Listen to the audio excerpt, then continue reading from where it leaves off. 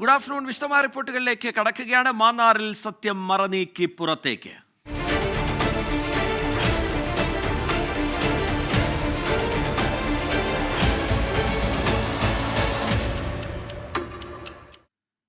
ആലപ്പുഴ മാന്നാറിലെ യുവതിയുടെ കൊലപാതകത്തിൽ ഭർത്താവടക്കം 4 പേർക്ക് പങ്കുണ്ടെന്ന എഫ്ഐആർ. കലയുടെ ഭർത്താവ് അനിൽകുമാറാണ് ഒന്നാം പ്രതി. കലയ്ക്ക് മറ്റൊരാളുമായി ബന്ധമുണ്ടെന്ന സംശയമാണ് കൊലപാതകത്തിന് കാരണമായത്. കസ്റ്റഡിയിലുള്ള പ്രതികളെ ഇന്ന് കോടതിയിൽ ഹാജരാക്കും. അനിൽകുമാറിനെ നാട്ടിലെത്തിക്കാനുള്ള നടപടികൾ അന്വേഷണ സംഘം തുടങ്ങി.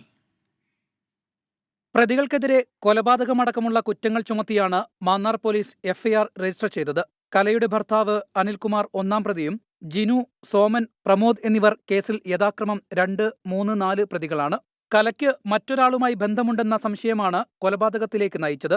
പെരുമ്പുഴ പാലത്തിൽ വെച്ച് കലയെ കൊലപ്പെടുത്തിയ ശേഷം മൃതദേഹം മറവ് ചെയ്തെന്നും തെളിവുകൾ നശിപ്പിച്ചെന്നും എഫ്ഐആറിൽ പറയുന്നു. പോലീസ് കസ്റ്റഡിയിലുള്ള 3 പ്രതികളെയും ഇന്നു തന്നെ ചെങ്ങന്നൂർ കോടതിയിൽ ഹാജരാക്കും. ഇസ്രയേലിലുള്ള അനിൽകുമാറിനെ നാട്ടിലെത്തിച്ച ശേഷം മുഴുവൻ പ്രതികളെയും ഒരുമിച്ചെത്തിച്ച് തെളിവെടുപ്പ് നടത്താനാണ് തീരുമാനം. അനിൽകുമാറിനെ നാട്ടിലെത്തിക്കാനുള്ള നടപടികൾ പുരോഗമിക്കുകയാണ്. കുടുംബവുമായി സഹകരിച്ച് നാട്ടിൽ കൊണ്ടുവരാനാണ് നിലവിലെ നീക്കം. ഇതിന് സാധിച്ചില്ലെങ്കിൽ ഇന്റർപോളിനെ സമീപിക്കും. അതേസമയം പ്രതികളെ കോടതിയിൽ ഹാജരാക്കുന്നതിന് മുന്നോടിയായി അവസാനഘട്ട തെളിവെടുപ്പ് ശേഖരണത്തിലാണ് പോലീസ്. മാന്നാർ എസ്ഐയുടെ നേതൃത്വത്തിലുള്ള സംഘം അനിൽകുമാറിന്റെ വീട്ടിലെത്തി പരിശോധന നടത്തി. ചെങ്ങന്നൂർ ഡിവൈഎസ്പിയുടെ മേൽനോട്ടത്തിലായിരുന്നു പരിശോധന. വീട്ടുകാരുടെയും അയൽക്കാരുടെയും വിവരങ്ങളും പോലീസ് ശേഖരിക്കുന്നുണ്ട്. പ്രതികളെ കോടതിയിൽ ഹാജരാക്കുന്നതിന് മുൻപ് പരമാവധി തെളിവുകൾ ശേഖരിക്കാനാണ് പോലീസ് നീക്കം. 24 ആലപ്പുഴ. ആലപ്പുഴ മാന്നാറിലെ യുവതിയുടെ കൊലപാതകം വൻ ആസൂത്രണത്തോടെയാണ് നടന്നത് എന്നാണ് പ്രതികളുടെ മൊഴിയിൽ നിന്ന് വ്യക്തമാകുന്നത്. കൃത്യമായ പദ്ധതി തയ്യാറാക്കിയാണ് മൃതദേഹം മറവു ചെയ്തിരിക്കുന്നത്. മൃതദേഹം പെട്ടെന്നഴുകാനായി വീര്യം കൂടിയ രാസദ്രാവകം സെപ്റ്റിക് ടാങ്കിൽ ഒഴിച്ചിട്ടുണ്ട് എന്നാണ് പ്രാഥമിക നിഗമനം. കാരണം ഈ എന്തായാലും ഉണ്ടെങ്കിൽ തന്നെ ഇത് മേടി കൊമളിച്ചു അതുപോലെ കെമിക്കൽ ഇറക്കിയിട്ടുണ്ട്. അതായത് കല്ല് വരെ പൊടിയുന്ന കെമിക്കൽ ഇതിനകത്ത് ഇറക്കിയിട്ടിരിക്കുക. അതിനാ മേടി കണ്ടത് ഒന്ന് തൊട്ടപ്പോഴേ പൊടി മനസ്സിലായപ്പോഴേ ഞാൻ ഈ അസ്ഥിയുടെ പൊടി എനിക്ക് ചോദിനറിയാം, അസ്ഥിയുടെ പൊടിയാണെന്നുള്ള മനസ്സിലായി. അത് എല്ലാം അതാണെന്ന് പറയാൻ പറ്റില്ല, എന്തായാലും ന്യായമായിട്ടുള്ളത് കിട്ടിയിട്ടുണ്ട്. പെരുമ്പുഴ പാലത്തിന് സമീപം കാറിലെത്തിയാണ് കലയുടെ ഭർത്താവ് അനിൽകുമാർ സുരേഷിനെ വിളിക്കുന്നത്. കാറിൽ വെച്ച് കലയുമായി തർക്കമുണ്ടായെന്നും കയ്യിൽ നിന്ന് അബദ്ധം പറ്റിയെന്നും മൃതദേഹം മറവ് ചെയ്യാൻ സഹായിക്കണമെന്നും അനിൽ പറഞ്ഞതായാണ് മുഖ്യസാക്ഷിയായ സുരേഷിന്റെ മൊഴി. സെപ്റ്റിക് ടാങ്കിൽ മൃതദേഹം മറവ് ചെയ്ത ശേഷം ഘട്ടം ഘട്ടമായി ഇത് അഴുകിപ്പോകാൻ രാസമാലിന്യവും ചേർത്തെന്നും പോലീസ് കണ്ടെത്തി. ഈ സെപ്റ്റിക് ടാങ്കിന് സമീപത്ത് തന്നെയായി മറ്റ് 2 സെപ്റ്റിക് ടാങ്കുകൾ കൂടി നിർമ്മിച്ചത് ആസൂത്രിത നീക്കത്തിന്റെ ഭാഗമാണെന്നാണ് അന്വേഷണ സംഘത്തിന്റെ നിഗമനം. മൃതദേഹം കൊണ്ടിട്ട് സെപ്റ്റിക് ടാങ്കിന്റെ ഓടകൾ പോലും പിന്നീട് അനിൽകുമാറും സംഘവും അടച്ചിരുന്നതായും കണ്ടെത്തിയിട്ടുണ്ട്. മൃതദേഹാവശിഷ്ടത്തിന് ശാസ്ത്രീയ പരിശോധനാ ഫലം വന്ന ശേഷം മാത്രമേ മറ്റു നടപടിക്രമങ്ങളിലേക്ക് കടക്കാനാകൂ എന്നാണ് അന്വേഷണ സംഘം വ്യക്തമാക്കുന്നത്. സഞ്ജയ് കുമാറിനൊപ്പം ശ്രീകുമാരൻ, 24 പത്തനംതിട്ട. അമ്മ മരിച്ചിട്ടില്ലെന്നും ജീവനോടെയുണ്ടെന്നും ആലപ്പുഴ മാന്നാറിൽ കൊല്ലപ്പെട്ട കലയുടെ മകൻ. ഭർത്താവിന്റെ വീട്ടിൽ കല ജാതീയമായ പ്രശ്നങ്ങൾ നേരിട്ടിരുന്നുവെന്ന് കലയുടെ അമ്മയുടെ സഹോദരി ശോഭന കുമാരി 24നോട് പറഞ്ഞു. മൊഴികളിലെ വൈരുദ്ധ്യവും തെളിവ് ശേഖരണത്തിലെ സങ്കീർണതകളും കൊണ്ട് പോലീസിന് ഏറെ വെല്ലുവിളി നിറഞ്ഞതാണ് കേസ്. കലയുടെ മകൻ 17 വയസ്സുകാരൻ ഇപ്പോഴും വിശ്വസിക്കുന്നത് അമ്മ മരിച്ചിട്ടില്ല എന്നാണ്. ഒപ്പം അച്ഛൻ അനിൽകുമാറിനെ മകൻ പൂർണ്ണമായും പിന്തുണയ്ക്കുകയും ചെയ്യുന്നു. കലയെ കാണാതാകുമ്പോൾ മകന് 2 വയസ്സ് മാത്രമായിരുന്നു പ്രായം. എനിക്ക് പറയാനുള്ള ഇങ്ങനെയുള്ള സംഭവങ്ങൾ നടന്നിട്ടേ ഇല്ല. സംഭവം ഇങ്ങനെ ഈ ഗുണമുണ്ട്, അത് എനിക്ക് കുഴപ്പമുണ്ട്. എന്നിട്ട് ഇന്നലെ പറയുക അച്ഛനും അമ്മയൊക്കെ പറയണ എനിക്കൊരു ഇതില്ല, എന്തോ ഒരു ടെൻഷനില്ല. അപ്പം ഞാൻ ചോദിച്ചാൽ എന്തിനാ ടെൻഷൻ, അമ്മ ജീവനുണ്ട്, അത് എനിക്കും അറിയാം. അതാണ് ഞാൻ ഒന്ന് പറയുന്നത്. ഉണ്ട്, സൂചന കിട്ടില്ല. ഞാൻ അമ്മയെ കൊണ്ടുവരും. അമ്മയുടെ അമ്മ കഷ്ണം എനിക്കുണ്ട്, ഞാൻ കൊണ്ടുവരും അമ്മയെ. കലയുടെ ബന്ധുക്കൾ 15 വർഷമായി വിശ്വസിച്ചിരുന്നത് കല മറ്റൊരാൾക്കൊപ്പം പോയി എന്നാണ്. ഇതുകൊണ്ടാണ് പോലീസിൽ പോലും പരാതി നൽകാതിരുന്നത്. കലയുടെ ഭർത്താവിൻ്റെ വീട്ടിൽ നിന്ന് അന്ന് വലിയ ജാതി വിവേചനം നേരിട്ടു എന്നും വീട്ടിലെ പ്രശ്നങ്ങൾ കാരണം 2 വീടുകളിൽ വാടകയ്ക്ക് താമസിച്ചു എന്നും കലയുടെ അമ്മയുടെ സഹോദരി ശോഭനകുമാരി. തള്ളയ്ക്കൊന്നും ഇഷ്ടമല്ലായിരുന്നു. അപ്പോൾ അവർ തന്നെ ഇതിൽ ഓരോ കഥകളും മെനഞ്ഞ് അവളെ അപായപ്പെടുത്തിയതാണെന്ന് ഇപ്പം ഞങ്ങൾക്ക് ഉറപ്പായി. ജാതിപരമായിട്ട് അവർക്കിതുണ്ടായിരുന്നു. ജാതിപരമായിട്ടെന്ന് പറഞ്ഞാൽ അവിടെ അമ്മായിമ്മയ്ക്കാണ്. ഇവളുമായിട്ട് എപ്പോഴും വഴക്കായിരുന്നെന്നാണ് പറയുന്നത്. ഇവളെ ജാതി അവളെ ഇഷ്ടമല്ലായിരുന്നു അവർക്ക്. ഇവർ 2 വാടകയ്ക്ക് താമസിച്ച് ഈ വഴക്കുകൊണ്ട്. കലയ്ക്ക് മറ്റൊരാളുമായി ബന്ധമുണ്ടായിരുന്നു എന്നും ഭർത്താവ് അനിൽകുമാർ ദക്ഷിണാഫ്രിക്കയിലായിരുന്നപ്പോൾ കല വീട്ടിൽ നിന്ന് ഇറങ്ങിപ്പോയി എന്നുമാണ് അനിൽകുമാറിൻ്റെ പിതാവ് തങ്കച്ചൻ പോലീസിന് മൊഴി നൽകിയത്. ഇതിനുശേഷം 1.5 വർഷം കഴിഞ്ഞാണ് അനിൽ നാട്ടിലെത്തിയതെന്നും വീട്ടിൽ നിന്ന് പോയ ശേഷം കല പിന്നീട് തിരിച്ചു വന്നിട്ടില്ലെന്നുമാണ് മൊഴി. 2 മാസങ്ങളായി തുടങ്ങിയ അന്വേഷണത്തിൽ കലയെക്കുറിച്ച് നാട്ടിൽ പ്രചരിച്ച കഥയും മൊഴികളിലെ വൈരുദ്ധ്യവും പോലീസിനെ കുഴപ്പിച്ചെങ്കിലും കേസിലെ മുഖ്യ സാക്ഷി സുരേഷിൻ്റെ മൊഴിയാണ് കലയുടേത് കൊലപാതകമാണെന്ന് ഉറപ്പിച്ചത്. മനീഷ് മഹിബാൽ, 24 ആലപ്പുഴ. ആലപ്പുഴ മാന്നാറിലെ യുവതിയുടെ കൊലപാതകത്തിൽ 3 പ്രതികളെ ഇന്ന് കോടതിയിൽ ഹാജരാക്കും. ചെങ്ങന്നൂർ കോടതിയിലാണ് ഹാജരാക്കുക. 1-ാം പ്രതി അനിൽകുമാറിനായി എംബസി വഴി പോലീസ് ബന്ധപ്പെട്ടിട്ടുണ്ട്. അനിൽകുമാറിന്റെ വീട്ടിൽ ഫോറൻസിക് സംഘം വീണ്ടും പരിശോധന നടത്തുന്നുമുണ്ട്. മനീഷ് മഹിബാൽ നൽകും വിവരങ്ങൾ മാന്നാർ പോലീസ് സ്റ്റേഷനിൽ നിന്നൊപ്പം തന്നെ എ.വി. ജയശങ്കർ അനിൽകുമാറിന്റെ വീട്ടിലുമുണ്ട്. ആദ്യം മനീഷ് മഹിബാലിലേക്കാണ്. മനീഷ്, ഇനി ഈ കേസുമായി ബന്ധപ്പെട്ട് നിർണായകമായ ഒരു ഘട്ടമാണ്. അനിൽകുമാറിനെ നാട്ടിലേക്ക് എത്തിക്കുക എന്നുള്ളത് പ്രധാനമാണ്. അതിനുള്ള നീക്കങ്ങൾ പോലീസ് തുടങ്ങിക്കഴിഞ്ഞിട്ടുണ്ട്. ഇനി പ്രതികളുമായുള്ള തെളിവെടുപ്പ്, അങ്ങനെ തുടർ നടപടികൾ നടക്കേണ്ടതുണ്ട്. എന്താണ് അന്വേഷണ സംഘത്തിന്റെ ഈ ഘട്ടത്തിലുള്ള നീക്കം, മനീഷ്?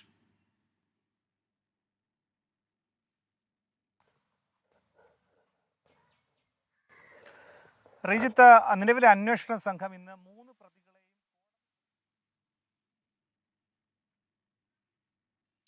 മനീഷ് മഹിബാലിലേക്ക് അല്പസമയത്തിനകം തന്നെ എത്താം. ചെറിയ ചില സാങ്കേതിക തടസ്സങ്ങളുണ്ട്. ആലപ്പുഴ മാന്നാറിലെ യുവതിയുടെ കൊലപാതകത്തിൽ 3 പ്രതികളെ ഇന്ന് കോടതിയിൽ ഹാജരാക്കാൻ പോവുകയാണ്. മനീഷ് തുടരുന്നുണ്ട്. മനീഷ്, തുടരാം. മനീഷ്,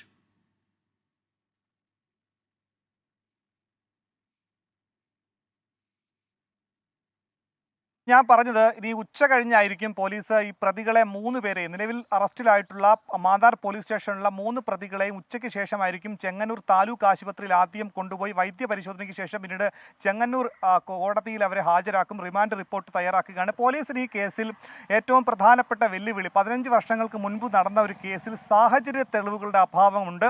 ഒപ്പം തന്നെ ഡിജിറ്റൽ തെളിവുകളുടെ അഭാവമുണ്ട്. ആകെ പോലീസിനുള്ള വിലപ്പെട്ട 2 പ്രധാനപ്പെട്ട തെളിവുകൾ, ഒന്ന് മുഖ്യ സാക്ഷി സുരേഷ്, അതായത് ഈ കൃത്യം കൊലപാതകത്തിന് ശേഷം മൃതദേഹം കാറിൽ കണ്ടു തന്നെ സഹായിക്കണമെന്ന അഭ്യർത്ഥന നടത്തിയിട്ടുള്ള പ്രതിയുടെ തന്നെ ബന്ധുവായിട്ടുള്ള സുരേഷാണ് ഈ കേസിൽ ഏറ്റവും നിർണായകമായിട്ടുള്ള ഒരു മൊഴി തെളിവായിട്ടുള്ള കാര്യം പോലീസിന് ലഭ്യമായത്. ഈ സുരേഷിന്റെ മൊഴിയിൽ നിന്നാണ് പോലീസ് ഈ കൊലപാതകമാണെന്ന് ഉറപ്പിക്കുകയും സെപ്റ്റി ടാങ്ക് വരെയും മൃതദേഹം കണ്ടെത്തുന്ന വരയിലേക്ക് എത്തിയത് സുരേഷിന്റെ മൊഴിയാണ്. അതുകൊണ്ട് സുരേഷിന്റെ മൊഴി അല്ലാതെ മറ്റു പ്രധാനപ്പെട്ട കാര്യം, ഇന്നലെ അവിടെ നിന്ന് കിട്ടിയ ശരീര അവശിഷ്ടങ്ങൾ ഫോറൻസിക്കിലേക്ക് അയച്ചുവെങ്കിലും അത് കോടതിയിൽ സമർത്ഥിക്കാനുള്ള പരിശോധനാ ഫലം വന്നിട്ടില്ല. അതുകൊണ്ട് ഇന്ന് തയ്യാറാക്കുന്ന റിമാൻഡ് റിപ്പോർട്ടിൽ പോലും പോലീസിന് വെല്ലുവിളി അതാണ്. നിലവിലുള്ള ആകെയുള്ളത് ഈ സാഹചര്യത്തിലുള്ള അഭാവത്തിലുള്ളത് ഈ മൊഴി മാത്രം. ഒപ്പം തന്നെ പ്രതികൾ 3 പേരും കുറ്റം സമ്മതിച്ചിട്ടുണ്ടെങ്കിലും കോടതിയിൽ ഇത് മാറ്റിപ്പറയാനുള്ള സാഹചര്യമുണ്ട്. ഇനി ഭാവിയിൽ പോലും നിലവിൽ മുഖ്യസാക്ഷിയായിട്ടുള്ള സുരേഷ് പോലും കോടതിയിൽ കൂറുമാറാമെന്നുള്ള ഭയം പോലീസിനുണ്ട്. ഇത് കോടതിയിൽ സമർത്ഥിക്കുക എന്നുള്ളത് പോലീസിനെ സംബന്ധിച്ച് വലിയ വെല്ലുവിളിയാണ്. അതുകൊണ്ട് തന്നെ എല്ലാ തരത്തിലുമുള്ള തെളിവ് ശേഖരണമാണ് പോലീസ് ഈ ഘട്ടത്തിൽ അവസാന നിമിഷത്തിലേക്ക് എത്തുന്നത്. പ്രാഥമികമായിട്ടുള്ള റിപ്പോർട്ട് തയ്യാറാക്കി, അതിൻ്റെ റിമാൻഡ് റിപ്പോർട്ട് തയ്യാറാക്കി ഇന്ന് കോടതിയിൽ ഹാജരാക്കുന്നുണ്ട്. ഈ കേസിൽ എങ്ങാനും ഈ കേസിൽ കോടതിയിൽ നിൽക്കുകയില്ല, ഇവർക്ക് ജാമ്യം ലഭിക്കുകയാണെങ്കിൽ കേരള പോലീസിന് വലിയ നാണക്കേടാകും. കാരണം ഇന്നലെ കിട്ടിയ സെപ്റ്റി ടാങ്കിൽ നിന്ന് കിട്ടിയ ശരീരാവശിഷ്ടങ്ങൾ കാര്യമായ തോതിൽ അതിൽ നിന്നൊന്നും ലഭ്യമായിട്ടില്ല എന്നുള്ള വിവരം കൂടി പുറത്തു വരുന്നുണ്ട്. അതുകൊണ്ട് തന്നെ റിമാൻഡ് റിപ്പോർട്ട് ജില്ലാ പോലീസ് മേധാവി ചൈത്ര തെരേസ ജോൺ, ചെങ്ങന്നൂർ ഡിവൈഎസ്പി, അമ്പലപ്പുഴ ഡിവൈഎസ്പി എന്നിവരുടെ നേതൃത്വത്തിലുള്ള റിമാൻഡ് റിപ്പോർട്ട് തയ്യാറാക്കുകയാണ്. അല്പനിമിഷത്തിനകം തന്നെ ഉച്ചയ്ക്ക് ശേഷം ഇവരെ കോടതിയിൽ ഹാജരാക്കുമെന്നുള്ള വിവരം കൂടി വരുന്നുണ്ട്. ഒപ്പം തന്നെ ഫോറൻസിക് വിഭാഗമാണ് മറ്റൊരു തരത്തിൽ തെളിവ് ശേഖരണം നടത്തുന്നത്. നിലവിൽ അവർ ഇന്ന് രാവിലെ മുതൽ പല ഘട്ടങ്ങളിലെ വനിതാ പോലീസ് അടക്കം ഈ അനിൽകുമാറിന്റെ വീട്ടിലെത്തി ഫോറൻസിക് വിഭാഗവും തെളിവ് ശേഖരണം നടത്തുന്നുണ്ട്. തന്നെ ഈ ഘട്ടത്തിൽ പോലീസ് ഏറ്റവും കൂടുതൽ പ്രധാനപ്പെട്ട 2 കാര്യങ്ങൾ, ഒന്ന് അനിൽകുമാറിനെ നാട്ടിലെത്തിക്കാനുള്ള ശ്രമം, മറ്റൊന്ന് തെളിവ് ശേഖരണം. ശ്രീജിത്ത്. ശരി, മനീഷ് മഹിബാൽ വിവരങ്ങൾ നൽകുകയായിരുന്നു. 15 വർഷം മുമ്പ് നടന്ന സംഭവമാണ്. പരമാവധി ശാസ്ത്രീയ തെളിവുകൾ ശേഖരിക്കാനുള്ള നീക്കം അന്വേഷണ സംഘത്തിന്റെ ഭാഗത്തു നിന്നുണ്ടാവുകയാണ്. എ.വി. ജയശങ്കർ കൂടി ചേരുന്നുണ്ട് വിവരങ്ങളുമായി. ജയശങ്കർ, FIR-ലെ വിവരങ്ങൾ, അനിൽകുമാറിന്റെ വീട്ടിലെ പോലീസ് പരിശോധന, ലഭ്യമാകുന്ന പുതിയ വിവരങ്ങൾ എങ്ങനെ?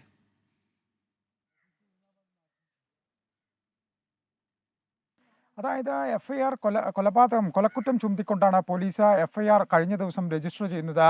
പഴയ ഇന്ത്യൻ ശിക്ഷാ നിയമം അനുസരിച്ചുകൊണ്ടുള്ള FIR ആണ് പോലീസ് ഈ കേസുമായി ബന്ധപ്പെട്ട് എടുത്തിരിക്കുന്നത്. അനിൽകുമാർ ഉൾപ്പെടെ 4 പ്രതികളാണ് കേസിലുള്ളത്. ഇതിൽ നിലവിൽ കസ്റ്റഡിയിലുള്ളത് 3 പേരാണ്. ഇവരെയാണ് മനീഷ് സൂചിപ്പിച്ചതുപോലെ ഉച്ചയോടുകൂടി കോടതിയിൽ ഹാജരാക്കാനുള്ള ഒരു നീക്കമാണ് പോലീസ് നടത്തുന്നത്. റിമാൻഡ് റിപ്പോർട്ട് തയ്യാറാവുന്നതോടുകൂടി തന്നെ ഇവരെ മെഡിക്കൽ പരിശോധനയ്ക്ക് വിധേയമാക്കും. ഇതിനുശേഷം ചെങ്ങന്നൂർ കോടതിയിൽ ഇവരെ ഹാജരാക്കും. അതിന് മുന്നോടിയാണ് ഈ പോലീസ് സംഘം അനിൽകുമാറിൻ്റെ വീട്ടിലെത്തി പരിശോധന നടത്തിയത്. അനിൽകുമാറിൻ്റെ വീട്ടിൽ ഏകദേശം 1 മണിക്കൂറിലധികമാണ് SIയുടെ നേതൃത്വത്തിലുള്ള സംഘം പരിശോധന നടത്തിയത്. ഒപ്പം ഈ ചെങ്ങന്നൂർ DYSPയും സംഭവസ്ഥലം സന്ദർശിച്ച് കാര്യങ്ങൾ വിലയിരുത്തി. പരിശോധനയിൽ പോലീസിന് വളരെ നിർണായകമായ ചില സാധനങ്ങൾ കിട്ടിയിട്ടുണ്ട്, ചില രേഖകൾ ഉൾപ്പെടെയുള്ള കാര്യങ്ങൾ ലഭിച്ചിട്ടുണ്ട്. പക്ഷേ അതെന്താണെന്ന് പോലീസ് നമ്മളോട് ഉൾപ്പെടെ വെളിപ്പെടുത്തിയില്ല. കാരണം നിലവിൽ ഇതുമായി ബന്ധപ്പെട്ട അന്വേഷണം തുടരുകയാണ്. അതെല്ലാം പറയാം, ഇതെല്ലാം കോടതിയിൽ കൊടുക്കാനെന്നാണ് ഒരു വിശദീകരണമാണ് പോലീസ് അനൗദ്യോഗികമായി നൽകിയത്. ഈ പോലീസ് സംഘം മടങ്ങിയതിന് പിന്നാലെയാണ് ഈ ഫോറൻസിക് സംഘം ഇന്നലെ ഈ സ്ലാബ് പൊളിച്ച സ്ഥലത്തുൾപ്പെടെ വന്ന പരിശോധന നടത്തിയത്. എന്തായാലും ഈ അവസാനഘട്ട റിമാൻഡ് റിപ്പോർട്ട് നൽകുന്നതിന് മുന്നോടിയാണ് ഇപ്പോൾ ലോക്കൽ പോലീസും ഒപ്പം തന്നെ ഫോറൻസിക് സംഘവും ഇത്തരത്തിലുള്ള പരിശോധനകൾ നടത്തുന്നത്. കാരണം ഈ കേസുമായി ബന്ധപ്പെട്ട തെളിവുകൾ വളരെ നിർണായകമാണ്. ശാസ്ത്രീയ തെളിവുകൾ കേന്ദ്രീകരിച്ചുകൊണ്ടായിരിക്കും ഈ കേസ് നിലനിൽക്കുക. അതിൻ്റെ ഭാഗമായാണ് പോലീസ് ഇത്തരത്തിൽ വിവിധ വിഭാഗങ്ങളായി തിരിഞ്ഞുകൊണ്ടുള്ള ഒരു അന്വേഷണം നടത്തുന്നത്. ഒപ്പം തന്നെ ഈ പോലീസ് ഇത്തരത്തിൽ ഈ മൊഴികൾ, ഈ ഈ പ്രതികളുടെ മൊഴികളിൽ പറയുന്ന എല്ലാ ഇടങ്ങളിലും പോലീസിൻ്റെ ഒരു ടീം പരിശോധന നടത്തുന്നുണ്ട്. കാരണം ഈ ഒരു സ്ഥലം മാർക്ക് ചെയ്യുക എന്നതാണ് ഇതിന് പിന്നിലെ പ്രധാനപ്പെട്ട ലക്ഷ്യം. അത്തരത്തിൽ ഈ റിമാൻഡ് റിപ്പോർട്ട് സമർപ്പിക്കുന്നതിന് മുമ്പ് പോലീസിൻ്റെ ഭാഗത്തു നിന്നും എല്ലാ പഴുതുകളും അടച്ചുകൊണ്ടുള്ള ഒരു പരിശോധനകളാണ് നിലവിൽ പുരോഗമിക്കുന്നത്. എന്തായാലും ഇന്ന് തന്നെ ഈ പ്രതികളെ കോടതിയിൽ ഹാജരാക്കാനുള്ള ഒരു നടപടിക്രമങ്ങളാണ് പുരോഗമിക്കുന്നത്. അനിൽകുമാറിന്റെ വീട്ടിൽ നിന്ന് വിവരങ്ങൾ പങ്കുവെക്കുകയായിരുന്നു എസ് ജയശങ്കർ. അവിടെ പോലീസിൻ്റെ പരിശോധന നടക്കുകയായിരുന്നു. ചില പ്രേക്ഷകർ കമൻറ്റ് ബോക്സിൽ ചോദിക്കുന്നുണ്ട്, രാജ്യസഭയിലെ നന്ദിപ്രമേയ ചർച്ചയ്ക്കുള്ള പ്രധാനമന്ത്രിയുടെ മറുപടി അത് പൂർത്തിയായി കഴിഞ്ഞോ എന്ന് ചോദിക്കുന്നുണ്ട്. ഇല്ല, പൂർത്തിയായിട്ടില്ല. ഇപ്പോഴും അത് തുടരുകയാണ്. നേരത്തെ അദ്ദേഹത്തിൻ്റെ പരാമർശങ്ങൾ എന്തൊക്കെയാണ് എന്നുള്ള കാര്യം പ്രേക്ഷകരുമായി പങ്കുവച്ചിരുന്നു. ഭരണഘടനയാണ് തൻ്റെ വഴികാട്ടി എന്നതടക്കം അദ്ദേഹം പറയുന്നുണ്ടായിരുന്നു. ഏറ്റവും ഒടുവിലായി ബംഗാൾ സർക്കാരിനെ അതിരൂക്ഷമായി വിമർശിക്കുന്നു രാജ്യസഭയിൽ പ്രധാനമന്ത്രി നരേന്ദ്രമോദി. സ്ത്രീ സുരക്ഷയുടെ കാര്യത്തിൽ വലിയ വീഴ്ച ബംഗാളിൽ ഉണ്ടാകുന്നു എന്നുള്ള വിമർശനം അദ്ദേഹം ഉന്നയിക്കുന്നുണ്ട്. ഒപ്പം രാഹുൽ ഗാന്ധിക്കെതിരായ വിമർശനവും അദ്ദേഹത്തിൻ്റെ ഭാഗത്തുനിന്നുണ്ടാകുന്നുണ്ട്. ബാലക ബുദ്ധി 3 തവണ കോൺഗ്രസിന് തോൽവി നൽകി എന്ന വിമർശനമാണ് പ്രധാനമന്ത്രി മുന്നോട്ട് വയ്ക്കുന്നത്. അതിൻ്റെ വിശദാംശങ്ങളിലേക്ക് നമുക്ക് കടക്കാം. മറ്റൊരു വളരെ പ്രധാനപ്പെട്ട വാർത്തയിലേക്ക് ഇപ്പോൾ നമ്മൾ പോവുകയാണ്. ദുരന്ത ഭൂമിയായി ഹാത്രാസ്.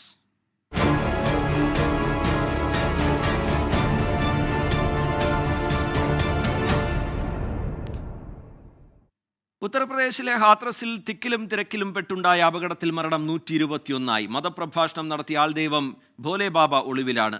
ദുരിതബാധിതരെ മുഖ്യമന്ത്രി യോഗി ആദിത്യനാഥ് സന്ദർശിച്ചു.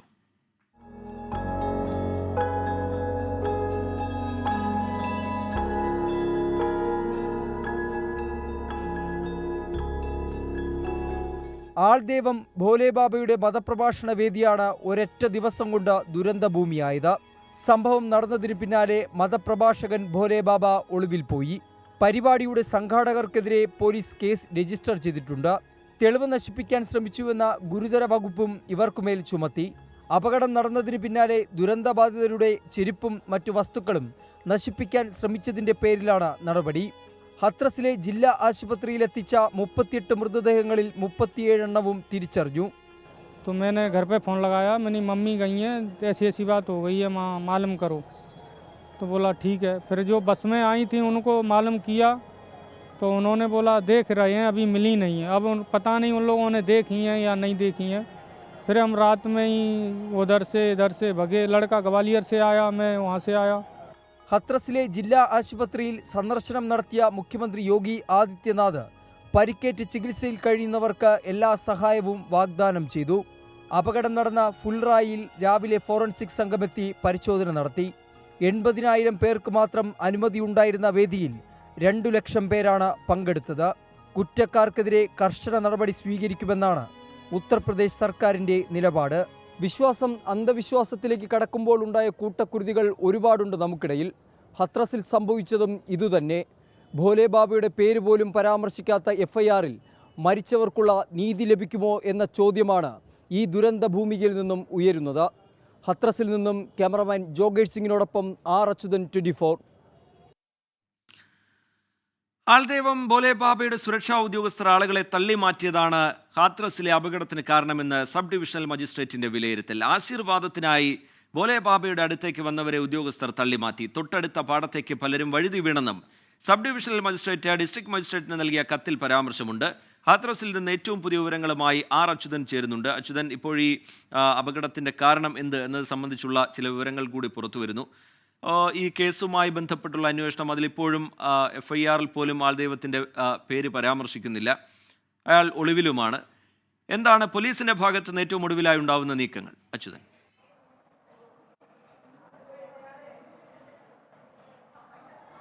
റീജിത്ത, ഞാനിപ്പോൾ ഉള്ളത് ഈ ഹത്രസിലെ ജില്ലാ ആശുപത്രിയുടെ ഉള്ളിലാണ്. ഈ 2 വാർഡുകളിലായിട്ടാണ് ഈ പരിക്കേറ്റവർ ഇപ്പോൾ ചികിത്സ തേടിയിരിക്കുന്നത്. ഇവിടെയാണ് ഉത്തർപ്രദേശ് മുഖ്യമന്ത്രി യോഗി ആദിത്യനാഥ് അല്പം മുൻപ് എത്തി സന്ദർശനം നടത്തിയത്. ഇപ്പോൾ നിലവിലൂടെ പോലീസ് ഈ പരിക്കേറ്റവരുടെ ഈ മൊഴി രേഖപ്പെടുത്തുകയാണ്. ഈ കേസുമായി ബന്ധപ്പെട്ട് എന്താണ് നടന്നത് എന്ന് സംബന്ധിച്ചുള്ള ഒരു വ്യക്തതയ്ക്കായാണ് ഇപ്പോൾ പോലീസ് ഈ മൊഴി രേഖപ്പെടുത്തിക്കൊണ്ട് ഇരിക്കുന്നത്. എന്തായാലും അത് സംബന്ധിച്ചുള്ള നടപടികൾ, കേസുമായി സംബന്ധിച്ചുള്ള നടപടികൾ ഇവിടെ പുരോഗമിക്കുന്നുണ്ട്. ഈ വാർഡുകളിലായിട്ടാണ് ഈ അപകടം ബാധിച്ചവർ ചികിത്സയിൽ കഴിയുന്നത്. പല ആളുകളുടെയും നില തന്നെ അവശതയിലാണ്. കാരണം ഇന്നലെ ഈ പെട്ടെന്ന് അപ്രതീക്ഷിതമായിട്ടാണ് ഈ അപകടം ഹത്രസിൽ ഉണ്ടാകുന്നത്. അല്പം മുൻപ് യോഗി ആദിത്യനാഥ് ഇവിടെ എത്തി ഇവരുമായി സംസാരിക്കുകയുണ്ടായി.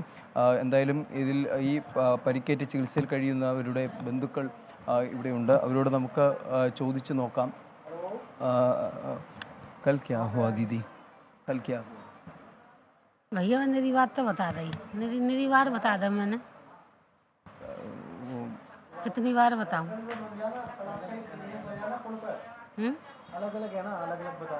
सीएम क्या बताया आपको, के लिए कुछ करने की बताया? कुछ ना बताया, ना कहोगे सही आ जाएंगी और क्या बताया वो. റിജിത്ത്, തീർച്ചയായിട്ടും അവർ ആ ദുരന്തത്തിൻ്റെ ആ ഭീതിയിൽ നിന്നും പുറത്തു വന്നിട്ടില്ല. എന്തായാലും മുഖ്യമന്ത്രി അവർക്ക് വേണ്ട, അതായത് എല്ലാ സഹായങ്ങളും വാഗ്ദാനം ചെയ്തിട്ടുണ്ട് എന്നടക്കമുള്ള കാര്യങ്ങൾ അവർ നമ്മളോട് പറയുന്നുണ്ട്. മറ്റൊന്ന്, ഈ ഡിവിഷണൽ മജിസ്ട്രേറ്റിൻ്റെ ഒരു കത്താണ്. അതായത് ഡിവിഷണൽ മജിസ്ട്രേറ്റ് ജില്ലാ മജിസ്ട്രേറ്റ് നൽകിയ കത്തിലെ വിശദാംശങ്ങളാണ് ഇപ്പോൾ പുറത്തു വന്നത്. അതായത് ഈ ഭോലെ ബാബ എന്ന് പറയുന്ന ആൾദൈവം, അദ്ദേഹത്തോടൊപ്പം ഈ സുരക്ഷാ ഭടന്മാരുണ്ട്. അതായത് സ്വകാര്യ പ്രൈവറ്റ് സെക്യൂരിറ്റി സ്റ്റാഫ് അദ്ദേഹത്തോടൊപ്പമുണ്ട്. ഇദ്ദേഹം പുറത്തേക്ക് ഇറങ്ങുന്ന സമയത്ത് ഈ ആൾക്കൂട്ടം അദ്ദേഹത്തിൻ്റെ വാഹനത്തിലേക്ക് പാഞ്ഞെടുത്ത സമയത്ത് ഈ സുരക്ഷാ ഭടന്മാർ ഈ ആളുകളെ തള്ളി മാറ്റുന്ന ഒരു സാഹചര്യമുണ്ടായി. ആ തള്ളി മാറ്റിയതോടുകൂടിയാണ് ഈ റോഡിൽ നിന്നിരുന്ന ആളുകൾ ഓരോരുത്തരായി ആ തൊട്ടടുത്ത പാടത്തിലെ ചതുപ്പിലേക്ക് വഴുതി വീഴുന്നത്. തുടർന്ന് അവരുടെ മുകളിലേക്ക് വീണ്ടും ആളുകൾ വീഴുന്നതോടെയാണ് ഈ അപകടം, അതിൻ്റെ ആഴം ഇത്രത്തോളം വർദ്ധിച്ചത് എന്നുള്ള ഒരു വിശദീകരണമാണ് ഈ സബ് ഡിവിഷണൽ മജിസ്ട്രേറ്റ് ഇപ്പോൾ ജില്ലാ മജിസ്ട്രേറ്റിനെ അറിയിച്ചിരിക്കുന്ന കാര്യം. അതെന്തായാലും ഗുരുതരമായിട്ടുള്ള ഒരു നിരീക്ഷണം കൂടിയാണ് ഈ കേസുമായി ബന്ധപ്പെട്ട് ഉണ്ടായിരിക്കുന്നത്. പക്ഷേ ഈ നേരത്തെ സൂചിപ്പിച്ചതുപോലെ തന്നെ ഈ കേസുമായി ബന്ധപ്പെട്ട് രജിസ്റ്റർ ചെയ്ത FIR അത് പരിശോധിക്കുമ്പോൾ ഈ സംഘാടകർക്ക്, പരിപാടി സംഘടിപ്പിച്ചവർക്ക് എതിരെ അല്ലാതെ ഈ ഭോലെ ബാബയ്ക്കെതിരെ ഒരു തരത്തിലുള്ള പരാമർശവും FIR ഇല്ല. മറിച്ച് സംഘാടകർക്കെതിരെ തെളിവ് നശിപ്പിക്കൽ അടക്കമുള്ള ഗുരുതരമായിട്ടുള്ള വകുപ്പുകൾ ചുമത്തിയാണ് ഈ കേസ് രജിസ്റ്റർ ചെയ്തിരിക്കുന്നത്. എന്തായാലും അന്വേഷണം ദ്രുതഗതിയിൽ തന്നെ പുരോഗമിക്കുന്നുണ്ട്. ഈ പരിക്കേറ്റവർക്ക് വേണ്ട സഹായങ്ങളും അതും ഇപ്പോൾ സർക്കാരിൻ്റെ ഭാഗത്തുനിന്ന് ഏർപ്പെടുത്തുന്നുണ്ട്. റിജിത്ത്, ശരി. ഹാത്രസിലെ ജില്ലാ ആശുപത്രിയിൽ നിന്നുള്ള വിവരങ്ങൾ പങ്കുവയ്ക്കുകയായിരുന്നു അച്യുതൻ. ഉത്തർപ്രദേശിൽ ലക്ഷക്കണക്കിന് അനുയായികളുള്ള ആത്മീയ പ്രഭാഷകനാണ് 121 പേരുടെ മരണത്തിനിടയാക്കിയ അപകടത്തോടെ വാർത്തയിൽ നിറഞ്ഞു നിൽക്കുന്ന ഭോലെ ബാബ. അലിഗഡ് ഡിവിഷനിലെ കസ്ഗഞ്ച് ജില്ലയിൽ നിന്നുള്ള ഈ സ്വയം പ്രഖ്യാപിത ആൾദൈവം മുമ്പ് UP-യിൽ പോലീസ് ഉദ്യോഗസ്ഥനായിരുന്നു. ആത്മീയ പ്രഭാഷണ പരിപാടിയായ സത്സംഗത്തിനു ശേഷം ഭോലെ ബാബയുടെ കാൽതൊട്ട് വന്ദിക്കാനുണ്ടായ തിക്കും തിരക്കുമാണ് വലിയ ദുരന്തത്തിൽ കലാശിച്ചത്.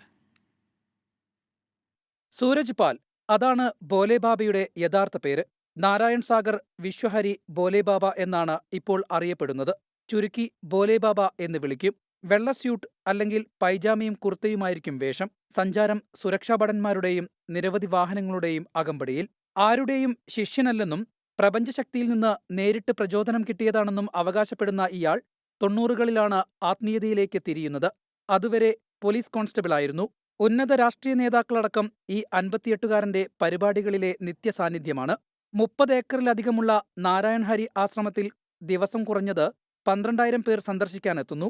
UP-ക്ക് പുറമെ ഹരിയാന, രാജസ്ഥാൻ, ഡൽഹി സംസ്ഥാനങ്ങളിലും അനുയായികളുള്ള ഭോലെ ബാബ കോവിഡ് ലോക്ക്ഡൌൺ കാലത്ത് 50,000 പേരെ പ്രാർത്ഥനായോഗത്തിൽ പങ്കെടുപ്പിച്ചത് വിവാദമായിരുന്നു. സാമ്പത്തിക ശേഷിയുള്ള കുടുംബത്തിൽ നിന്നുള്ള ഭോലെ ബാബ വിവാഹിതനാണ്. മതപ്രഭാഷണങ്ങളിൽ ബാബയെ അനുഗമിക്കുന്ന ഭാര്യയെ മാതാശ്രീ എന്നാണ് അനുയായികൾ വിളിക്കുന്നത്. News desk 24. രാഷ്ട്രപതിയുടെ നയപ്രഖ്യാപനത്തിന് മേലുള്ള നന്ദിപ്രമേയ ചർച്ചയ്ക്ക് പ്രധാനമന്ത്രി നരേന്ദ്രമോദി രാജ്യസഭയിൽ മറുപടി പറയുകയാണ്. മോദിയുടെ പ്രസംഗത്തിനെതിരെ രാജ്യസഭയിൽ പ്രതിപക്ഷ ബഹളം ഉണ്ടായി. NDAയുടെ വിജയത്തെ പ്രതിപക്ഷം വില കുറച്ച് കാണിക്കുന്നു എന്നുള്ള വിമർശനം മോദി ഉയർത്തി. ഭരണഘടനയെ സംരക്ഷിക്കുമെന്ന പ്രതിപക്ഷ പ്രചാരണം ആത്മാർത്ഥതയില്ലാത്തതാണെന്നും പ്രധാനമന്ത്രി പറയുന്നു. ആദ്യം അദ്ദേഹത്തിന്റെ വാക്കുകളിലേക്ക്. आदरणीय सभापति जी, ये आज जो लोग जांच एजेंसियों को बदनाम कर रहे हैं, हल्ला मचा रहे हैं, मैं जरा उनकी याददाश्त पर जोर डालना चाहिए, मैं ऐसा उनका आग्रह करता हूं। जांच एजेंसियों का पहले दुरुपयोग कैसे होता था, कौन करता था, मैं जरा बताना चाहता हूं। मैं कुछ बयान आपके सामने रखता हूं। ये पहला बयान है 2013 का। बयान क्या है? कांग्रेस से लड़ना आसान नहीं है, जेल में डाल देगी, CBI पीछे लगा देगी। അതിനിടെ മല്ലികാർജ്ജുൻ ഖർഗെയെ സംസാരിക്കാൻ അനുവദിക്കാത്തതിൽ പ്രതിഷേധിച്ച് പ്രതിപക്ഷം സഭയിൽ നിന്ന് ഇറങ്ങിപ്പോയി. ആർ രാധാകൃഷ്ണൻ ചേരുന്നുണ്ട് വിവരങ്ങളുമായി ഡൽഹിയിൽ നിന്ന്. RK, രാഹുൽ ഗാന്ധിക്കെതിരായ വിമർശനം ഇന്നും തുടരുന്നുണ്ട്, രാജ്യസഭയിലും തുടരുന്നുണ്ട്. പ്രധാനമന്ത്രി നരേന്ദ്രമോദി ബാലക് ബുദ്ധി എന്ന പരാമർശം ആവർത്തിക്കുന്നുമുണ്ട്. എന്താണ് സഭയിൽ കണ്ടത്? പ്രതിപക്ഷത്തിന്റെ സമീപനം എന്തായിരുന്നു? ഇപ്പോൾ പ്രധാനമന്ത്രി ഈ കേന്ദ്ര ഏജൻസികൾ നടത്തുന്ന അന്വേഷണവുമായി ബന്ധപ്പെട്ടിട്ടുള്ള നിലപാട് വ്യക്തമാക്കുകയാണ്. കേന്ദ്ര ഏജൻസികളെ പ്രതിരോധിച്ചുകൊണ്ടാണ് പ്രധാനമന്ത്രി ഇപ്പോൾ സഭയിൽ നിലപാട് വ്യക്തമാക്കുന്നത്. ഏത് ഘട്ടത്തിലാണ് ഈ കേന്ദ്ര ഏജൻസികളെ ഈ പ്രതിപക്ഷ പാർട്ടികളുടെ പിന്നാലെ അഴിച്ചുവിട്ടത് എന്നത് കോൺഗ്രസ് ആണ് മറുപടി പറയേണ്ടത്. ഇപ്പോഴത്തെ നടപടികളെല്ലാം കോടതിയുടെ ഭാഗമായിട്ട് ഉണ്ടായ നടപടികളാണ്, അല്ലാതെ BJP ഈ വിഷയത്തിൽ ഇടപെട്ടിട്ടില്ല. 2013 കോൺഗ്രസ് ആണ് പ്രതിപക്ഷ പാർട്ടികളുടെ പിന്നാലെ ഈ കേന്ദ്ര ഏജൻസികളെ അഴിച്ചുവിട്ടത് എന്ന് മറക്കരുത് എന്ന് പ്രധാനമന്ത്രി ഓർമ്മിപ്പിച്ചുകൊണ്ടാണ് അദ്ദേഹം പ്രസംഗം മുന്നോട്ട് കൊണ്ടുപോകുന്നത്. പ്രസംഗം ആരംഭിച്ച ഘട്ടത്തിൽ ഈ സർക്കാരിനെ തെരഞ്ഞെടുത്തത്, ജനങ്ങൾ വീണ്ടും സർക്കാരിനെ തെരഞ്ഞെടുത്തത് സർക്കാരിനുള്ള അംഗീകാരമാണ് എന്നതുൾപ്പെടെയുള്ള അവകാശവാദങ്ങൾ അദ്ദേഹം മുന്നോട്ട് വെച്ചു. ഇന്നലത്തേതിന് സമാനമായി കോൺഗ്രസിനെ 3 തവണ തുടർച്ചയായിട്ട് തോൽപ്പിച്ചത് രാഹുൽ ഗാന്ധിയുടെ ബാലകനെ പോലെയുള്ള ബുദ്ധിയാണ് എന്ന വിമർശനം അടക്കമുള്ള നിലപാടുകളും പ്രധാനമന്ത്രി സ്വീകരിച്ചു. രാജ്യത്ത് ഭരണഘടന സംരക്ഷിക്കാനെന്ന അവകാശവാദമാണ് കോൺഗ്രസ് ഇപ്പോൾ മുന്നോട്ട് വയ്ക്കാൻ ശ്രമിക്കുന്നത്. പക്ഷേ ഭരണഘടന വിരുദ്ധമായിട്ടുള്ള പാർട്ടി, ഭരണഘടനയെ ഒരു വിധത്തിലും അംഗീകരിക്കാത്ത പാർട്ടി അത് കോൺഗ്രസ് ആണ് എന്നത് അടിയന്തരാവസ്ഥ പ്രഖ്യാപനത്തിലൂടെ വ്യക്തമായിട്ടുള്ള ഒന്നാണ്. അടിയന്തരാവസ്ഥ തള്ളിപ്പറയുന്നില്ല എന്നത് മാത്രമല്ല, അടിയന്തരാവസ്ഥയെ അംഗീകരിക്കുന്ന അഥവാ പ്രോത്സാഹിപ്പിക്കുന്ന രീതിയിലുള്ള സമീപനമാണ് കോൺഗ്രസ് കഴിഞ്ഞ ദിവസങ്ങളിൽ സഭയിലടക്കം സ്വീകരിച്ചത് എന്നതുൾപ്പെടെയുള്ള വിമർശനങ്ങളും പ്രധാനമന്ത്രിയുടെ ഭാഗത്ത് നിന്ന് വരുന്നുണ്ട്. കഴിഞ്ഞ ദിവസത്തേതിന് സമാനമായിട്ടുള്ള ഒരു സാഹചര്യം സഭയിൽ പ്രധാനമന്ത്രിയുടെ മറുപടി പറയുമ്പോൾ കാണാൻ സാധിക്കുന്നു. നേരത്തെ ഈ ചർച്ചയ്ക്കിടെ പ്രധാനമന്ത്രിയുടെ മറുപടിക്കിടെ ഇടപെട്ട് സംസാരിക്കാനായിട്ട് മല്ലികാർജ്ജുൻ ഖാർഗെ ശ്രമിച്ചു. അദ്ദേഹത്തെ അതിന് അനുവദിച്ചില്ല ചെയർ. തുടർന്ന് ഈ വിഷയത്തിൽ പ്രതിഷേധം രേഖപ്പെടുത്തിയ പ്രതിപക്ഷം സഭയിൽ നിന്ന് ഇറങ്ങിപ്പോവുകയായിരുന്നു. ശരി, ആർ രാധാകൃഷ്ണൻ വിവരങ്ങൾ നൽകുകയായിരുന്നു ഡൽഹിയിൽ നിന്ന്. സംസ്ഥാനത്തെ കാലാവസ്ഥയുമായി ബന്ധപ്പെട്ടുള്ള ഏറ്റവും പുതിയ മുന്നറിയിപ്പ് പുറത്തു വരുന്നുണ്ട്. സംസ്ഥാനത്ത് ഇടത്തരം മഴ തുടരും എന്നുള്ളതാണ്. വടക്കൻ കേരളത്തിൽ അടുത്ത 5 ദിവസം ശക്തമായ മഴയ്ക്ക് സാധ്യതയുണ്ട് എന്ന മുന്നറിയിപ്പ് പറയുന്നുണ്ട്. കണ്ണൂർ, കാസർഗോഡ് ജില്ലകളിൽ ഇന്ന് യെല്ലോ അലേർട്ടാണ്. സംസ്ഥാനത്ത് ഏറ്റവും ഒടുവിലായി പുറത്തുവരുന്ന കാലാവസ്ഥാ മുന്നറിയിപ്പ് അങ്ങനെയാണ്. വലിയ ആശങ്ക വേണ്ട സാഹചര്യമില്ല. മഴ അല്പം കുറഞ്ഞിട്ടുണ്ട് എന്നുള്ളതും പ്രധാനപ്പെട്ട ഒരു കാര്യമാണ്. പക്ഷേ നമുക്ക് ആശങ്കയില്ലെങ്കിലും വടക്കേ ഇന്ത്യയിൽ, ഉത്തരേന്ത്യൻ സംസ്ഥാനങ്ങളിൽ പ്രളയക്കെടുതി അതിരൂക്ഷമായി തന്നെ തുടരുകയാണ്. അസമിൽ പ്രളയം രൂക്ഷമായി തുടരുന്നു. മഴക്കെടുതിയിൽ മരിച്ചവരുടെ എണ്ണം 48 ആയിട്ടുണ്ട്. ബദ്രീനാഥിലെ മണ്ണിടിച്ചിൽ ഗതാഗതം തടസ്സപ്പെട്ടിരിക്കുന്നു. മുഖ്യമന്ത്രി ഹിമന്ത ബിശ്വ ശർമ്മ പ്രശ്നബാധിത മേഖലകൾ സന്ദർശിച്ചു.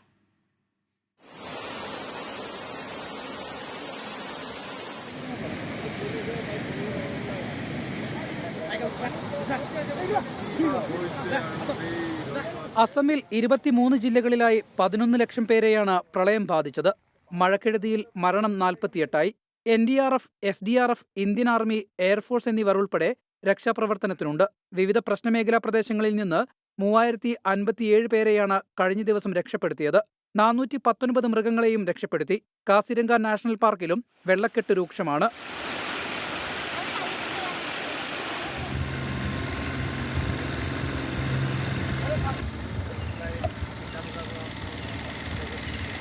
പ്രശ്നബാധിത പ്രദേശങ്ങൾ മുഖ്യമന്ത്രി ഹിമന്ത ബിശ്വ ശർമ്മ സന്ദർശനം നടത്തി. അരുണാചൽ പ്രദേശ് ബദ്രിനാഥിലെ മണ്ണിടിച്ചിലിൽ ഗതാഗതം തടസ്സപ്പെട്ടു. നാഗാലാൻഡ്, മേഘാലയ, മണിപ്പൂർ, മിസോറാം സംസ്ഥാനങ്ങളിലും മഴ മുന്നറിയിപ്പുണ്ട്. 24 ഡൽഹി. SSLC കഴിഞ്ഞവർക്ക് എഴുതാനും വായിക്കാനും അറിയില്ല എന്ന മന്ത്രി സജി ചെറിയാന്റെ പരാമർശം ആവേശത്തിൽ പറഞ്ഞതാണെന്ന് മന്ത്രി വി ശിവൻകുട്ടി.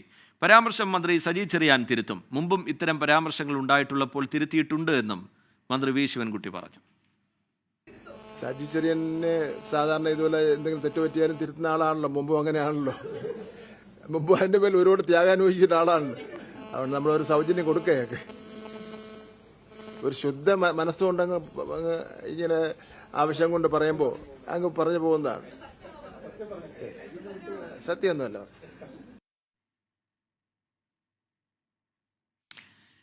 തൃശൂരിൽ 2.5 കിലോ MDMA പിടികൂടി. കണ്ണൂർ സ്വദേശി ഫാസിലിനെ പോലീസ് അറസ്റ്റ് ചെയ്തു. MDMAയുടെ കേരളത്തിലെ പ്രധാന മൊത്തവിതരണക്കാരനാണ് പിടിയിലായ ഫാസിൽ. സൂരജ് സജി ചേരുന്നുണ്ട് വിവരങ്ങളുമായി തൃശൂരിൽ നിന്ന്. സൂരജ്, ഇത്രയധികം MDMA പിടികൂടുന്ന ഒരു സാഹചര്യം മുമ്പ് അങ്ങനെ സാധാരണ കേട്ടിട്ടില്ലാത്തതാണ്. വലിയ ലഹരിവേട്ടയാണ് ഉണ്ടായിരിക്കുന്നത്. എന്താണ് ഈ പ്രതിയെക്കുറിച്ച് പോലീസ് പറയുന്നത്? ഇയാളൊരു വലിയ സംഘത്തിലെ കണ്ണി എന്നുള്ള നിഗമനത്തിലേക്കൊക്കെ പോലീസ് എത്തുന്നുണ്ട്. എന്താണ് വിവരങ്ങൾ സൂരജ്?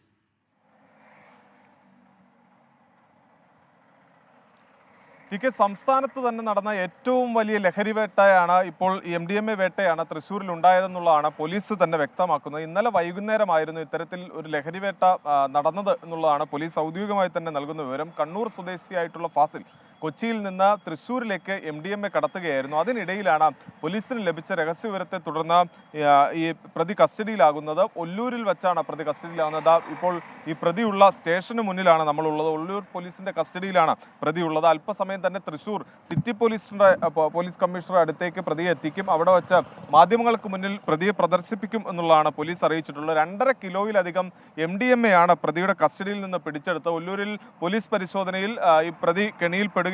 പിന്നീട് പ്രതി താമസിച്ചിരുന്ന ആലുവയിലെ വീട്ടിലും പോലീസ് പരിശോധന നടത്തി. ആ പരിശോധനയിലും അതിമാരകമായ ലഹരിമരുന്നുകൾ കണ്ടെത്തിയിട്ടുണ്ട് പോലീസ് ഈ ആലുവയിലെ വീട്ടിൽ നിന്നും. അങ്ങനെയാണ് പ്രതിയെ ഇപ്പോൾ ഈ ഒല്ലൂരിൽ എത്തിച്ചിരിക്കുന്നത്. എന്തായാലും ഈ MDMAയുടെ മൊത്ത വ്യാപാരിയാണ് പിടിയിലായിട്ടുള്ള ഫാസിൽ എന്നുള്ളതാണ് പോലീസ് വ്യക്തമാക്കുന്നത്. ഗോവയിൽ നിന്നാണ് ഈ ലഹരിമരുന്നുകൾ കേരളത്തിലേക്ക് എത്തിച്ചിരുന്നത്. പ്രത്യേകിച്ച് കൊച്ചിയിൽ എത്തിച്ച് കൊച്ചിയിൽ നിന്ന് വിവിധ ഇടങ്ങളിലേക്ക് വിതരണം ചെയ്യുകയായിരുന്നു. അങ്ങനെ കൊച്ചിയിൽ നിന്ന് തൃശ്ശൂരിലേക്ക് വിതരണത്തിന് വരുന്ന വഴിയാണ് ഈ പ്രതി പോലീസിന്റെ കസ്റ്റഡിയിലാകുന്ന ടിക്ക്. ശരി, സൂരജ് സജി വിവരങ്ങൾ നൽകുകയായിരുന്നു തൃശ്ശൂരിൽ നിന്ന്. കമന്റ് ബോക്സിലേക്ക് പോയാൽ വിവിധ വിഷയങ്ങളുമായി ബന്ധപ്പെട്ട് വിവിധ വാർത്തകളുമായി ബന്ധപ്പെട്ടുള്ള പ്രേക്ഷകരുടെ ഒരുപാട് പ്രതികരണങ്ങൾ കാണാൻ കഴിയുന്നുണ്ട്. അതിൽ തന്നെ ചില പ്രേക്ഷകർ ചൂണ്ടിക്കാട്ടുന്നത് മഴ മുന്നറിയിപ്പുമായി ബന്ധപ്പെട്ട വിവരങ്ങൾ പങ്കുവെക്കുമ്പോൾ അതിനിടയിൽ പകർച്ചപ്പനിയുമായി ബന്ധപ്പെട്ടുള്ള ജാഗ്രതയും അതിൻ്റെ കണക്കുകളുമൊക്കെ ഒന്ന് പങ്കുവെച്ചാൽ നന്നായിരുന്നു എന്നുള്ളതാണ്. പ്രതിദിന പനിബാധിതരുടെ എണ്ണം ഇപ്പോഴും 10,000-ന് മുകളിൽ തുടരുന്ന സാഹചര്യമുണ്ട്. മഞ്ഞപ്പിത്തം വ്യാപിക്കുന്ന സാഹചര്യം പലയിടങ്ങളിലുമുണ്ട്. അതിലൊക്കെ ജാഗ്രത പുലർത്തുക എന്നുള്ളതാണ് ആരോഗ്യവകുപ്പ് അതുമായി ബന്ധപ്പെട്ട് വിശദീകരിക്കുന്നത്. സർക്കാർ ഓഫീസിലെ റീൽസ് ചിത്രീകരണവുമായി ബന്ധപ്പെട്ട് ഒരുപാട് പ്രേക്ഷകരുടെ കമൻറ്റുകൾ കാണാൻ കഴിയുന്നുണ്ട്. ജീവനക്കാരെ പിന്തുണച്ചും എതിർത്തുമൊക്കെയുള്ള നിരവധി കമൻറ്റുകൾ അതുമായി ബന്ധപ്പെട്ട് കാണാൻ കഴിയുന്നുണ്ട്. അങ്ങനെ വിവിധ വിഷയങ്ങളിൽ ഹത്രാസിലെ ദുരന്തവുമായി ബന്ധപ്പെട്ടുള്ള വിവരങ്ങൾ അതിൻ്റെ പ്രതികരണങ്ങളൊക്കെ പ്രേക്ഷകർ പങ്കുവയ്ക്കുന്നുണ്ട്. നിങ്ങൾ നിങ്ങളുടെ അഭിപ്രായങ്ങൾ വാർത്തകളുമായി ബന്ധപ്പെട്ട് അറിയിക്കുന്നത് തുടരുക. അടുത്ത റിപ്പോർട്ടിലേക്ക്. തൃശൂർ ചാലക്കുടിയിൽ സ്കൂൾ വിദ്യാർത്ഥിയെ ചുറ്റിക കൊണ്ട് തലക്കടിച്ചു. സഹവിദ്യാർത്ഥികൾ മർദ്ദിക്കുകയും പുറത്തുനിന്ന് മറ്റൊരു വിദ്യാർത്ഥിയെ വിളിച്ചു വരുത്തി തലക്കടിക്കുകയുമായിരുന്നു. ഗുരുതരമായി പരിക്കേറ്റ ചാലക്കുടി VHSC ബോയ്സ് സ്കൂളിലെ വിദ്യാർത്ഥി ചികിത്സയിലാണ്. അവർ മനസ്സിലാക്കി വരുന്നത് 18 വയസ്സായില്ലല്ലോ, അപ്പം ഇനിയും ചെയ്യാം. ഇനി എന്ത് ധൈര്യത്തിലാണ് സ്കൂളിലേക്ക് വിടുന്നത്? പിന്നെ ഇങ്ങനെ ഒരു സാഹചര്യം ഇനിയുള്ളവർക്ക് ഉണ്ടാവരുതെന്ന് അത്രയ്ക്കേ ഉള്ളൂ, അല്ലാതെ ഒരാളിനെ ദ്രോഹിക്കാനോ. ഈ മാസം 28-നായിരുന്നു സംഭവം. 10ാം ക്ലാസ്സിലെ വിദ്യാർത്ഥികൾ സ്കൂളിൽ അടിപിടി നടത്തുമെന്ന് പറഞ്ഞത് മുഹമ്മദ് ഇജാഷിർ സഹപാഠികളോട് പറഞ്ഞു. ഇതിൽ പ്രകോപിതരായ ക്ലാസ്സിലെ ചില വിദ്യാർത്ഥികളും 10ാം ക്ലാസ് വിദ്യാർത്ഥികളും ചേർന്ന് മുഹമ്മദ് ഇജാഷിറിന്റെ മുഖത്തടിച്ചു. പിന്നാലെ ക്ലാസ്സിൽ കരഞ്ഞിരുന്ന വിദ്യാർത്ഥിയുടെ സങ്കടം കണ്ട് സഹപാഠികൾ 10ാം ക്ലാസ് വിദ്യാർത്ഥികളോട് വൈകുന്നേരം ഇത് ചോദ്യം ചെയ്തു. ഇതിനിടെ പുറത്തുനിന്നെത്തിയ മറ്റൊരു വിദ്യാർത്ഥി മുഹമ്മദ് ഇജാഷിറിന്റെ നെറ്റിയിൽ ചുറ്റിക കൊണ്ട് അടിക്കുകയായിരുന്നു. അന്ന് വരെ കാണാത്ത ഒരു കുട്ടി, വേറെ സ്കൂളിലെ ഒരു കുട്ടി ആൽബർട്ട് എന്നാണെന്ന് പേരറിയാൻ കഴിഞ്ഞത് അരയിൽ വെച്ചിരുന്ന ചുറ്റിക എടുത്ത് തലയിലടിച്ചു. അപ്പോൾ അടി കൊണ്ട് അവൻ വീണു. അവർ ഓടിപ്പോയി. ചോര ഛർദ്ദിച്ചു. അങ്ങനെ ഗവൺമെന്റ് ഹോസ്പിറ്റലിലേക്ക് കുട്ടികൾ കൊണ്ടുപോയി. പരിക്ക് ഗുരുതരമായതോടെയാണ് വിദ്യാർത്ഥിയെ തൃശൂർ എലൈറ്റ് ആശുപത്രിയിൽ പ്രവേശിപ്പിച്ചത്. 2 ദിവസം അബോധാവസ്ഥയിലായിരുന്ന കുട്ടി ആരോഗ്യം വീണ്ടെടുത്തെങ്കിലും അടിയന്തര ശസ്ത്രക്രിയയ്ക്ക് വിധേയമാക്കേണ്ടതുണ്ട്. മർദ്ദിച്ചവർ പ്രായപൂർത്തിയാകാത്തവരായതിനാൽ പോലീസും കേസെടുത്തിട്ടില്ല. 24 തൃശൂർ. കോഴിക്കോട് കൊയിലാണ്ടി ഗുരുദേവ കോളേജിലെ അക്രമ സംഭവവുമായി ബന്ധപ്പെട്ട് SFI പ്രവർത്തകരായ 4 വിദ്യാർത്ഥികളെ സസ്പെൻഡ് ചെയ്തു. കോളേജിൽ ഹെൽപ്പ് ഡെസ്ക് തുടങ്ങിയ വിദ്യാർത്ഥികൾക്കെതിരെയാണ് നടപടി. അക്രമങ്ങളിൽ SFIയെ കുറ്റപ്പെടുത്തി കെ സുരേന്ദ്രൻ രംഗത്തെത്തി. കോളേജിൽ ഹെൽപ്പ് ഡെസ്ക് തുടങ്ങുന്നതുമായി ബന്ധപ്പെട്ട തർക്കം സംഘർഷത്തിൽ കലാശിച്ചിരുന്നു. പ്രിൻസിപ്പൽ ഉൾപ്പെടെയുള്ളവർക്ക് പരുക്കേൽക്കുകയും ചെയ്തു. ഇതിനു പിറകെയാണ് ഹെൽപ്പ് ഡെസ്ക് തുടങ്ങിയ വിദ്യാർത്ഥികൾക്കെതിരായ നടപടി.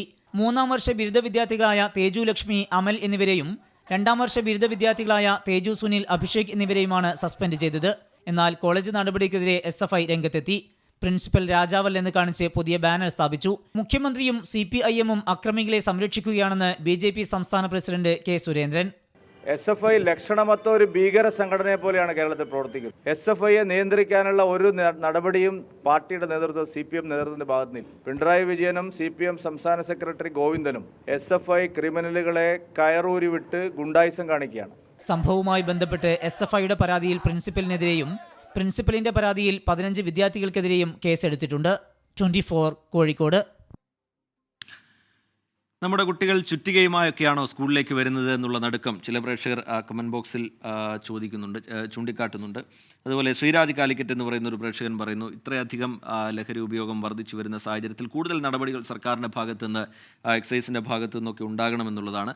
തൃശ്ശൂരിൽ 2 കിലോയിലധികം MDMA ആണ് പിടിച്ചിരിക്കുന്നത്. ഇതൊക്കെ ഇവിടെ തന്നെ വിൽപ്പന നടത്താനുള്ളതാണല്ലോ എന്നുള്ള ചോദ്യമാണ്, അതിൻ്റെ ഒരു ആശങ്കയാണ് ചില പ്രേക്ഷകർ പങ്കുവയ്ക്കുന്നത്.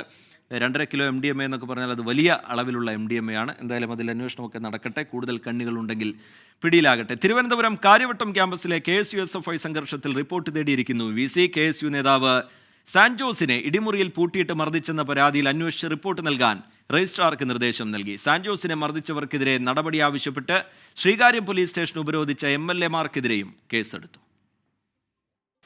ഇന്നലെ രാത്രിയാണ് തിരുവനന്തപുരം കാര്യവട്ടം ക്യാമ്പസിനുള്ളിലെ നാടകീയ സംഭവങ്ങൾ. KSU ജില്ലാ ജോയിന്റ് സെക്രട്ടറി കൂടിയായ സാൻജോസും സുഹൃത്തും ഭക്ഷണം കഴിക്കാൻ പുറത്തുപോയി തിരികെ ക്യാമ്പസിലെത്തിയപ്പോൾ SFI പ്രവർത്തകർ ഹോസ്റ്റലിലെ ഇടിമുറിയിലേക്ക് വലിച്ചിഴച്ചു കൊണ്ടുപോയി മർദ്ദിച്ചെന്നാണ് പരാതി. പോലീസ് എത്തിയാണ് ഇരുവരെയും ആശുപത്രിയിലേക്ക് മാറ്റിയത്. രാത്രി 2 മണിയോടെ KSU പ്രവർത്തകർ ശ്രീകാര്യം പോലീസ് സ്റ്റേഷനിലേക്ക് മാർച്ച് നടത്തി. MLA-മാരായ M. വിൻസെന്റ്, ചാണ്ടി ഉമ്മൻ എന്നിവരാണ് സമരത്തിന് നേതൃത്വം നൽകിയത്. മാർച്ചിനിടെ നടന്ന കല്ലേറിൽ ഒരു പോലീസുകാരന് പരിക്കേറ്റിരുന്നു. ഇതിലാണ് MLA-മാരുടെയും KSU പ്രവർത്തകരുടെയും പേരിൽ കേസെടുത്തത്. സ്റ്റേഷനിൽ സംഘർഷമുണ്ടാക്കിയതിനും KSU പ്രവർത്തകരെ മർദ്ദിച്ചെന്ന പരാതിയിലും SFI പ്രവർത്തകർക്കെതിരെയും പോലീസ് കേസെടുത്തിട്ടുണ്ട്. KSU പ്രവർത്തകരാണ് അക്രമം നടത്തിയതെന്നാണ് SFIയുടെ വിശദീകരണം. ജോമിൻസ് എന്ന് പറയുന്ന പുറത്തു നിർത്തിയ ആളെയും കൊണ്ട് ക്യാമ്പസിനകത്ത് വരികയും SFIയുടെ ഈ പ്രചരണ പ്രവർത്തനങ്ങളെ മുടക്കാൻ ശ്രമിക്കുകയും ചെയ്തു. ഇത് ചോദ്യം ചെയ്യുകയും പുറത്തു നിർത്തിയ ആളുകളെ ക്യാമ്പസിനകത്ത് പ്രവേശിപ്പിക്കാൻ വേണ്ടി കഴിയില്ല എന്ന് നിലപാടെടുത്ത SFI പ്രവർത്തകരെ പുറത്തു നിർത്തിയ യൂത്ത് കോൺഗ്രസിൻ്റെ ഗുണ്ടകളടക്കം ചേർന്ന് മർദ്ദിക്കുന്ന നിലയാണുണ്ടായി. SFIയുടെ യൂണിറ്റ് കമ്മിറ്റിയുടെ പ്രസിഡന്റ് അഭിജിത്തിനെ അടക്കം വലിയ രൂപത്തിൽ മർദ്ദിക്കുന്ന നിലയുണ്ടായി. ഇവർ പിന്നീട് നമ്മുടെ ഹോസ്റ്റലിനകത്തേക്ക് കടന്നു വരികയും അവിടുത്തെ റീഡിംഗ് റൂം അടക്കം അടിച്ചു പൊട്ടിക്കുകയും ചെയ്യുന്ന നിലയുണ്ടായിട്ടുണ്ട്. സംഭവത്തിൽ വൈസ് ചാൻസലർ മോഹനൻ കുന്നുമ്മൽ രജിസ്ട്രാറോട് റിപ്പോർട്ട് തേടി. SFI ആക്രമണത്തിനെതിരെ കോൺഗ്രസ് നേതാവ് രമേശ് ചെന്നിത്തലയും രംഗത്തെത്തി. SFI എല്ലാ പരിധിയും വിടുകയാണ്. കോളേജ് ക്യാമ്പസുകളിൽ അവർ നടത്തുന്ന അഴിഞ്ഞാട്ടത്തിൻ്റെ ഏറ്റവും വലിയ ഉദാഹരണമാണ് സിദ്ധാർത്ഥൻ്റെ കൊലപാതകം. അതുപോലെയുള്ള സംഭവവികാസങ്ങൾ ക്യാമ്പസിൽ ഉണ്ടാകാൻ പാടില്ല. SFI ഒരു വലിയ പ്രശ്നമായി മാറിയിരിക്കുകയാണ് നാട്ടിൽ. കോളേജുകളിൽ അക്രമങ്ങളും അരാജകത്വവും ഉണ്ടാക്കാൻ ഉള്ള ശ്രമത്തിൽ നിന്ന് അവർ പിന്മാറുകയാണ് വേണ്ടത്. 24 തിരുവനന്തപുരം. ഭൂമി ഇടപാട് വിവാദത്തിൽ സംസ്ഥാന പോലീസ് മേധാവിക്ക് വീഴ്ച സംഭവിച്ചിട്ടില്ല എന്ന് സ്പെഷ്യൽ ബ്രാഞ്ചിന്റെ റിപ്പോർട്ട്. വിൽപ്പന കരാറിൽ നിന്ന് പിന്നോട്ടു പോയത് പരാതിക്കാരനായ ഉമർ ഷെരീഫ് എന്നും ന്യായീകരണം. അതേസമയം 5 ലക്ഷം രൂപ നേരിട്ട് വാങ്ങിയിട്ടില്ല എന്ന DGPയുടെ വാദം നുണയാണെന്ന് ഉമർ ഷെരീഫ് പ്രതികരിച്ചു. ഭൂമി ഇടപാട് വിവാദം സംസ്ഥാന പോലീസ് സേനയ്ക്കും ആഭ്യന്തര വകുപ്പിനും നാണക്കേടായതോടെയാണ് ഇന്റലിജൻസ് വകുപ്പ് അന്വേഷണം തുടങ്ങിയത്. കഴിഞ്ഞ ദിവസം പരാതിക്കാരനായ ഉമർ ഷെരീഫിൽ നിന്ന് ഭൂമി വിൽപ്പന ഇടപാടുമായി ബന്ധപ്പെട്ട രേഖകൾ ശേഖരിച്ചിരുന്നു. ഇടപാടിൽ DGP ഷെയ്ഖ് ദർവേഷ് സാഹിബിന് ഒരു വീഴ്ചയും സംഭവിച്ചിട്ടില്ലെന്നാണ് കണ്ടെത്തൽ. 2023 ജൂൺ 22 ഒപ്പിട്ട വിൽപ്പന കരാറിൽ നിന്ന് പിന്നോട്ട് പോയത് പരാതിക്കാരനാണ്. ഭൂമി വാങ്ങുന്നത് നഷ്ടമെന്ന് കണ്ടതോടെയാണ് അഡ്വാൻസ് നൽകിയ 30 ലക്ഷം രൂപ തിരികെ ചോദിച്ചത്. എന്നാൽ ഇതിന് DGP വഴങ്ങിയില്ല. ഭൂമി ഈട് വെച്ച് ബാങ്കിൽ നിന്നെടുത്തത് വിദ്യാഭ്യാസ വായ്പയാണ്. ആദായ നികുതി വകുപ്പ് മാർഗനിർദ്ദേശങ്ങൾ ലംഘിച്ച് DGP ചേംബറിൽ വെച്ച് 5 ലക്ഷം രൂപ കൈപ്പറ്റിയെന്ന ആരോപണവും തള്ളുന്നു. ഉമറുമായുള്ള വിൽപ്പന കരാർ എഴുതിയതല്ലാതെ രജിസ്റ്റർ ചെയ്തിട്ടില്ലെന്നും സ്പെഷ്യൽ ബ്രാഞ്ച് റിപ്പോർട്ടിൽ പറയുന്നു. എന്നാൽ DGP നുണ പറയുകയാണെന്നാണ് പരാതിക്കാരനായ ഉമർ ഷെരീഫിന്റെ മറുപടി. 25 ലക്ഷം രൂപ ബാങ്ക് മുഖേനയും 5 ലക്ഷം രൂപ ഓഫീസിലെത്തി നേരിട്ടും നൽകിയെന്നും ഉമർ ഷെരീഫ് ആവർത്തിച്ചു. വിൽപ്പന കരാറിന്റെ പിന്നിൽ പണം കൈപ്പറ്റിയതായി DGP തന്നെ ഒപ്പിട്ട് നൽകിയിട്ടുണ്ട്. അതേസമയം ഇടനിലക്കാർ വഴി ഒത്തുതീർപ്പ് ചർച്ച നടത്തിയെങ്കിലും ഇതുവരെ പരാതിക്കാരന് പണം മടക്കി നൽകിയിട്ടില്ല. 24 തിരുവനന്തപുരം. ഗുഡ് ആഫ്റ്റർനൂണിലേക്ക് വീണ്ടും അനിശ്ചിതത്വങ്ങൾക്കൊടുവിൽ ഇന്ത്യൻ ക്രിക്കറ്റ് ടീം ബാർബഡോസിൽ നിന്ന് യാത്ര തിരിക്കുകയാണ്. പ്രത്യേക വിമാനത്തിലാണ് ലോക ചാമ്പ്യന്മാരുടെ യാത്ര. സ്പോർട്സ് ഡെസ്കിൽ നിന്ന് അനിൽ വാസുദേവ് ചേരുന്നുണ്ട്. അനിൽ, ചെറിയ ചില അനിശ്ചിതത്വങ്ങളൊക്കെ ഉണ്ടായിരുന്നെങ്കിലും അതൊക്കെ മാറിയിരിക്കുന്നു. യാത്ര തിരിച്ചിരിക്കുന്നു ഇന്ത്യൻ ടീം. എപ്പോഴേക്ക് ഇവിടേക്ക് എത്തും? വലിയ സ്വീകരണമൊരുക്കാൻ കാത്തു നിൽക്കുന്നു രാജ്യം. വിവരങ്ങൾ എന്താണ് അനിൽ വാസുദേവ്? തീർച്ചയായും വലിയ അനിശ്ചിതത്വമായിരുന്നു ഇന്ത്യൻ ടീമിൻ്റെ യാത്ര സംബന്ധിച്ച് ഉണ്ടായിരുന്നത്. ചില പ്രതികരണങ്ങൾ, സമൂഹ മാധ്യമങ്ങളിലെ പ്രതികരണങ്ങൾ നമുക്ക് നോക്കുകയാണെങ്കിൽ കപ്പടിക്കാൻ ഇന്ത്യൻ ടീം ഇത്ര പാടുപെട്ടിരുന്നില്ല, നാട് പിടിക്കാനാണ്, വീട് പിടിക്കാനാണ് ഇന്ത്യൻ ടീം വലിയ പ്രയാസപ്പെടുന്നത് എന്ന തരത്തിലായിരുന്നു സമൂഹ മാധ്യമങ്ങളിലൊക്കെ തന്നെ കണ്ട പ്രതികരണങ്ങൾ. എന്തായാലും ആശ്വാസത്തിൻ്റെ തീരത്തേക്ക് ടീം ഇന്ത്യ വരുന്നു. ബാർബഡോസിൽ ചുഴലിക്കാറ്റിൻ്റെ തീവ്രത വലിയ രീതിയിൽ കൂടുകയും ഇന്ത്യൻ ടീം വലിയ രീതിയിൽ ആശങ്കയാവുകയും ഒക്കെ തന്നെ ചെയ്തിരുന്നു. അവിടെ നിന്ന് ഇന്ത്യൻ ടീമിൻ്റെ അതുമൂലമാണ് ഇന്ത്യൻ ടീമിൻ്റെ യാത്ര വളരെ രീതിയിൽ വൈകിയത്. 1-ാം തീയതിയാണ് ഇന്ത്യ ലോകകപ്പ് വിജയത്തിന് ശേഷം നാട്ടിലേക്ക് വരാൻ ഉദ്ദേശിച്ചിരുന്നത്. പക്ഷേ അത് 2 ദിവസം അടക്കം തള്ളിപ്പോയി. ഒടുവിൽ ഇപ്പോൾ ഇന്ത്യൻ ടീം ഫ്ലൈറ്റിൽ കയറുന്ന ദൃശ്യങ്ങളാണ് നമുക്കിപ്പോൾ സ്ക്രീനിൽ കാണാൻ സാധിക്കുന്നത്. ടീമിൻ്റെ അതിനകത്ത് നിന്നുള്ള ചില താരങ്ങളുടെ ഫോട്ടോസും ഒക്കെ തന്നെ ശിവൻ ദുബെ അടക്കമുള്ള താരങ്ങൾ ഫോട്ടോസ് ഫോട്ടോ ഒക്കെ ഇപ്പം പോസ്റ്റ് ചെയ്യുന്ന ഇതൊക്കെ തന്നെ പുറത്തു വന്നിട്ടുണ്ട്. എന്തായാലും ഒരു രാജ്യമൊന്നാകെ കാത്തിരിക്കുകയാണ് നമ്മുടെ വീരന്മാരെ കാത്ത, ലോകകപ്പ് വിജയം നേടിത്തന്ന താരങ്ങളെ കാത്ത. നാളെ രാവിലെ 6 മണിക്ക് ദില്ലിയിൽ വിമാനമിറങ്ങുമെന്നാണ് ഇപ്പോൾ ഏറ്റവും ഒടുവിലായി പുറത്തു വരുന്ന വിവരം. അതിനുശേഷം ഇന്ത്യൻ ടീം പ്രധാനമന്ത്രിയെ കാണും. അതിനുശേഷം മുംബൈയിൽ റോഡ് ഷോയിലും ഇന്ത്യൻ ടീം പങ്കെടുക്കുമെന്നാണ് അറിയാൻ കഴിയുന്നത്. റീജിത്ത്, ശരി, നാളെ രാവിലെ 6 മണിയോടെ ഇന്ത്യൻ ടീം രാജ്യത്ത് തിരികെ എത്തും എന്നാണ് ലഭ്യമാകുന്ന വിവരങ്ങൾ. അനിൽ വാസുദേവ് സ്പോർട്സ് ഡെസ്കിൽ നിന്ന് വിവരങ്ങൾ പങ്കുവയ്ക്കുകയായിരുന്നു. കൊച്ചി മെട്രോയുടെ 2ാം ഘട്ട നിർമ്മാണ പ്രവർത്തനങ്ങൾക്ക് തുടക്കമായിരിക്കുന്നു. കലൂർ ജവഹർലാൽ നെഹ്റു സ്റ്റേഡിയത്തിൽ നിന്ന് കാക്കനാട് ഇൻഫോ പാർക്ക് വരെയാണ് 2ാം ഘട്ടം. തൂണുകൾ സ്ഥാപിക്കുന്നതിനുള്ള പൈലിംഗ് ആണ് ഇന്ന് ആരംഭിച്ചത്.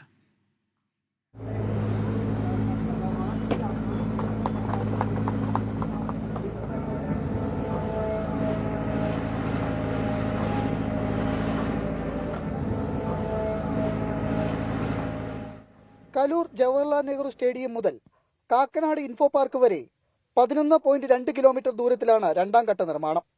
കാക്കനാട് കുന്നുംപുറത്ത് പൈലിംഗ് ജോലികൾക്ക് KMRL MD ലോക്നാഥ് ബെഹ്റ തുടക്കമിട്ടു.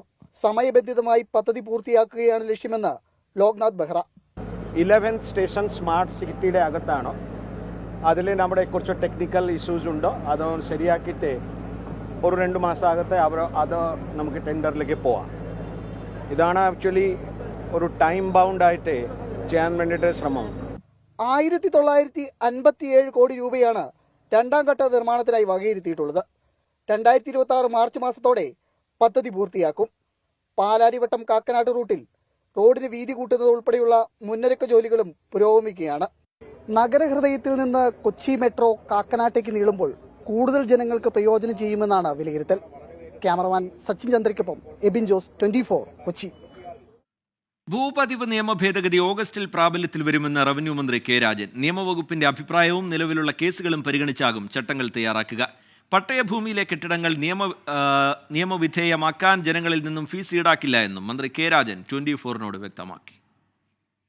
ഭൂപതിവ് നിയമമനുസരിച്ച് പതിച്ചു നൽകിയ ഭൂമിയിൽ മറ്റ് നിർമ്മാണ പ്രവർത്തനങ്ങൾ നടത്തുന്നത് ഹൈക്കോടതി വിലക്കിയിരുന്നു. ഇത് മറികടക്കാനാണ് നിയമ ഭേദഗതി. ബില്ലിന് ഗവർണറുടെ അംഗീകാരം ലഭിച്ചതോടെ ചട്ടനിർമ്മാണത്തിലേക്ക് കടക്കും. നിയമ ഭേദഗതി ഓഗസ്റ്റിൽ പ്രാബല്യത്തിൽ വരുമെന്നും നിലവിലുള്ള കേസുകൾ കൂടി പരിഗണിച്ചാകും പുതിയ ചട്ടങ്ങളെന്നും റവന്യൂ മന്ത്രി കെ രാജൻ. നമുക്ക് ആഗസ്റ്റ് മാസത്തിലേക്ക് ചട്ടം ഉണ്ടാക്കാൻ കഴിയുമെന്നാണ് തോന്നുന്നത്. MCC കഴിഞ്ഞ് സഭ കൂടുകയാണ്. സഭ കഴിഞ്ഞാൽ ഉടനെ ചട്ടഭേദഗതിയിലേക്കുള്ള കാര്യങ്ങളിലേക്ക് കടക്കുകയാണ്. നിയമപരമായ അഭിപ്രായങ്ങളും നിലവിലുള്ള കേസുകളുടെ പൊതു സ്വഭാവം കൂടി കണക്കിലെടുത്തുകൊണ്ട് ചട്ടഭേദഗതിയിലേക്ക് കിടക്കും. ഏറ്റവും വേഗത എന്നാണ് ഞങ്ങൾ പ്രതീക്ഷിക്കുന്നത്. എന്നാലും ഒരു 2 മാസക്കാലത്തെ സമയം ആവശ്യമായിട്ട് വരും. കെട്ടിടങ്ങൾ നിയമവിധേയമാക്കാൻ ഫീസ് ഈടാക്കില്ല. ഇത് സർക്കാരിന്റെ താല്പര്യമാണ്. സാധാരണക്കാരായ ആളുകൾക്ക് ഒരു ഭൂമിയിൽ ജീവിക്കുന്ന സാധാരണക്കാരായ മനുഷ്യർക്ക് ഏതെങ്കിലും വിധത്തിലുള്ള ഒരു അധികഭാരം ഉണ്ടാക്കാത്ത വിധത്തിലായിരിക്കും ചട്ടഭേദഗതി കൊണ്ടുവരിക. അക്കാര്യത്തിൽ സർക്കാരിന് തന്നെ താല്പര്യമുണ്ട്. സാധാരണക്കാരായ ആളുകൾക്ക് ഏതെങ്കിലും വിധത്തിലുള്ള ബർഡൻ ഇതിന്റെ ഭാഗമായിട്ടുണ്ടാകില്ല. വീട് നിർമ്മാണത്തിനും കൃഷിക്കുമായി പതിച്ചു നൽകിയ ഭൂമിയിൽ ജീവനോപാധിക്കായി നടത്തിയ നിർമ്മാണങ്ങൾ ഹൈക്കോടതി വിധിയോടെ അനധികൃതമായി മാറി. ഇത് 10,000-കണക്കിന് ആളുകളെ പ്രതിസന്ധിയിലാക്കി. ഇടുക്കി, വയനാട് തുടങ്ങിയ മലയോര മേഖലകളിൽ ജനജീവിതം ബുദ്ധിമുട്ടായ സാഹചര്യത്തിലാണ് നിയമഭേദഗതിക്ക് തീരുമാനിച്ചത്. VA ഗിരീഷ്, 24, തിരുവനന്തപുരം. ഓൺലൈൻ മാധ്യമങ്ങൾക്ക് കടിഞ്ഞാണിടാൻ ഫിലിം പ്രൊഡ്യൂസേഴ്സ് അസോസിയേഷൻ അക്രഡിറ്റേഷൻ നിർബന്ധമാക്കണമെന്നാവശ്യപ്പെട്ട് ഫെഫ്കയ്ക്ക് കത്ത് നൽകി. മരണവീടുകളിൽ പോലും മര്യാദകൾ പാലിക്കുന്നില്ല എന്നും വിമർശനം. ഓൺലൈൻ മാധ്യമങ്ങളുടെ പെരുമാറ്റം അതിരുവിടുന്നുവെന്ന വിലയിരുത്തലിലാണ് അക്രഡിറ്റേഷൻ നിർബന്ധമാക്കാൻ പ്രൊഡ്യൂസേഴ്സ് അസോസിയേഷൻ തീരുമാനിച്ചത്. നിർദ്ദിഷ്ട ഫോമിൽ കമ്പനിയുടെ രജിസ്ട്രേഷൻ വിവരങ്ങൾ നൽകണം. അംഗീകൃത PROയുടെ കത്തും നിർബന്ധമാണ്. ഈ മാനദണ്ഡങ്ങൾ പരിഗണിച്ചാകും അക്രഡിറ്റേഷൻ നൽകുക. സ്ത്രീത്വത്തെ അപമാനിക്കുന്ന ചോദ്യങ്ങൾ, സ്വകാര്യതയിലേക്കുള്ള കടന്നുകയറ്റം, മരണവീടുകളിൽ പോലും മൊബൈൽ ക്യാമറയുമായി പിന്തുടരുക തുടങ്ങിയ രീതികളാണ് ഓൺലൈൻ മാധ്യമങ്ങൾക്ക് കടിഞ്ഞാണിടാൻ നിർമ്മാതാക്കളെ പ്രേരിപ്പിച്ചത്. നടൻ സിദ്ദീഖിന്റെ മകന്റെ മരണവുമായി ബന്ധപ്പെട്ട് ഓൺലൈൻ മാധ്യമങ്ങൾ സ്വീകരിച്ച സമീപനത്തിനെതിരെ സാമൂഹ്യ മാധ്യമങ്ങളിലടക്കം രൂക്ഷ വിമർശനം ഉയർന്നിരുന്നു. നാളെ നടക്കുന്ന ഫെഫ്ക സ്റ്റിയറിംഗ് കമ്മിറ്റി യോഗത്തിൽ വിഷയം ചർച്ച ചെയ്യും. സിനിമകളുടെ പ്രമോഷനുമായി ബന്ധപ്പെട്ട് നടത്തുന്ന എല്ലാ പരിപാടികളിലും നിയന്ത്രണം ബാധകമാകുമെന്നാണ് വിവരം. 24 കൊച്ചി. രാജ്യസഭയിൽ നന്ദിപ്രമേയ ചർച്ചയ്ക്കുള്ള മറുപടിയിൽ പ്രധാനമന്ത്രി സംസാരിക്കുന്നുണ്ട്. വളരെ പ്രധാനപ്പെട്ട ചില ഭാഗങ്ങൾ അതിലുണ്ട്. കേരളത്തിലെ മുഖ്യമന്ത്രി അറസ്റ്റ് ചെയ്യണമെന്ന് കേരളത്തിൽ രാഹുൽ ഗാന്ധി പറഞ്ഞു. കേരളത്തിൽ കേസെടുക്കണമെന്ന് ആവശ്യപ്പെടുകയും ഡൽഹിയിൽ അത് വേണ്ട എന്ന് പറയുകയും ചെയ്യുന്നതാണ് രാഹുൽ ഗാന്ധിയുടെ നിലപാട് എന്ന വിമർശനം പ്രധാനമന്ത്രി നരേന്ദ്രമോദി ഉന്നയിക്കുന്നു. മണിപ്പൂർ വിഷയവുമായി ബന്ധപ്പെട്ടുള്ള പ്രതികരണവും പ്രധാനമന്ത്രി നടത്തുന്നുണ്ട്. മണിപ്പൂരിൽ സമാധാനം ഉറപ്പാക്കാൻ അക്ഷീണമായ പരിശ്രമമാണ് സർക്കാർ നടത്തുന്നതെന്ന് പ്രതികരിക്കുന്നു പ്രധാനമന്ത്രി നരേന്ദ്രമോദി. അതിൻ്റെ വിശദാംശങ്ങളിലേക്ക് നമുക്ക് പിന്നീട് വരാം. ഇപ്പോൾ മറ്റൊരു റിപ്പോർട്ടിലേക്കാണ്. നീറ്റ് പരീക്ഷ റദ്ദാക്കണമെന്ന് തമിഴക വെട്രിക്കഴകം അധ്യക്ഷനും നടനുമായ വിജയ്. നീറ്റിനെതിരെ തമിഴ്നാട് സർക്കാർ പാസാക്കിയ പ്രമേയത്തിന് പൂർണ്ണ പിന്തുണയെന്നും താരം പറഞ്ഞു.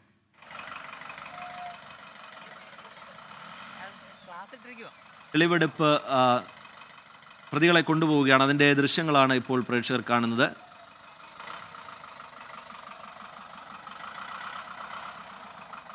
മനീഷ് മഹിബാൽ അല്പസമയത്തിനകം തന്നെ വിവരങ്ങളുമായി നമുക്കൊപ്പം ചേരും. പ്രതികളെ കോടതിയിൽ ഹാജരാക്കാനുള്ള നീക്കം അന്വേഷണ സംഘത്തിൻ്റെ ഭാഗത്ത് നിന്ന് ഉണ്ടാവുകയാണ്. 4 പ്രതികൾ എന്നാണ് FIRൽ പറയുന്നത്. മനീഷ് മഹിബാൽ ചേരുന്നുണ്ട് വിവരങ്ങളുമായി. മനീഷ്, കോടതിയിലേക്ക് പ്രതികളെ കൊണ്ടുപോവുകയാണോ മനീഷ്? ശ്രീജിത്ത്, കോടതിയിലേക്കാണ് 3 പ്രതികളെ കൊണ്ടുപോകുന്നത്. ജിനു, സോമരാജൻ, ഒപ്പം തന്നെ പ്രമോദ്. ഈ 3 പേർ ആദ്യം ചെങ്ങന്നൂരിൽ വൈദ്യപരിശോധന നടത്തും. അതിനുശേഷമാണ് ചെങ്ങന്നൂരിലെ കോടതിയിലേക്ക് എത്തിക്കുക. ഏറെ നേരമാണ് റിമാൻഡ് റിപ്പോർട്ട് തയ്യാറാക്കാൻ പോലീസിന് വേണ്ടി വന്നത്. ശരി, മനീഷ് മഹിബാലിലേക്ക് അല്പസമയത്തിനകം തന്നെ എത്താം. ഉടൻ തന്നെ മനീഷ് ഏറ്റവും പുതിയ വിവരങ്ങൾ പങ്കുവയ്ക്കും. ആലപ്പുഴ മാന്നാറിലെ യുവതിയുടെ കൊലപാതകത്തിൽ 3 പ്രതികളെ ഇന്ന് കോടതിയിൽ ഹാജരാക്കുകയാണ്. അതിനായി കോടതിയിലേക്ക് കൊണ്ടുപോകുന്നതിൻ്റെ ദൃശ്യങ്ങളാണ് പ്രേക്ഷകർ കണ്ടുകൊണ്ടിരിക്കുന്നത്. ചെങ്ങന്നൂർ കോടതിയിലാണ് പ്രതികളെ ഹാജരാക്കുക. ഏറ്റവും പ്രധാനം 1-ാം പ്രതി അനിൽകുമാറിൻ്റെ ഈ കേസുമായി ബന്ധപ്പെട്ടുള്ള പങ്കാളിത്തമാണ്. 1-ാം പ്രതി അനിൽകുമാറാണ്. അനിൽകുമാറിനെ എംബസി വഴി അനിൽകുമാറിനെ നാട്ടിലെത്തിക്കാനായി എംബസി വഴി പോലീസിൻ്റെ ഇടപെടൽ ഉണ്ടായിട്ടുണ്ട്. അനിൽകുമാറിൻ്റെ വീട്ടിൽ വീണ്ടും ഫോറൻസിക് സംഘം പരിശോധന നടത്തുന്നുണ്ടായിരുന്നു. മനീഷ് മഹിബാൽ വിവരങ്ങളുമായി ചേരുന്നുണ്ട്. മനീഷ്, തുടരാം. മനീഷിലേക്ക് പിന്നീടെത്താം. മറ്റൊരു റിപ്പോർട്ടിലേക്ക് നമ്മൾ കടക്കുകയാണ്. മണിപ്പൂർ കലാപത്തിൽ മൗനം വെടിഞ്ഞ് നരേന്ദ്രമോദി. രാജ്യസഭയിലായിരുന്നു പ്രധാനമന്ത്രിയുടെ പ്രതികരണം. മണിപ്പൂരിലേത് ഗോത്ര സംഘർഷം, പ്രതിപക്ഷം എരുതിയിൽ എണ്ണയൊഴിക്കുകയാണെന്നും നരേന്ദ്രമോദി രാജ്യസഭയിൽ കുറ്റപ്പെടുത്തി. വാക്കുകളിലേക്ക്. मणिपुर की स्थिति सामान्य करने के लिए सरकार निरंतर प्रयासरत है। वहां जो कुछ भी घटनाएं घटी, 11,000 से ज्यादा FIR की गई है। मणिपुर छोटा सा राज्य है, 11,000 FIR की गई है। 500 से ज्यादा लोग अरेस्ट हुए हैं। आदरणीय सभापति जी, इस बात को भी हमें स्वीकार करना होगा कि मणिपुर में लगातार हिंसा की घटनाएं कम होती जा रही है। इसका मतलब शांति का आशा रखना, शांति पे भरोसा करना संभव हो रहा है।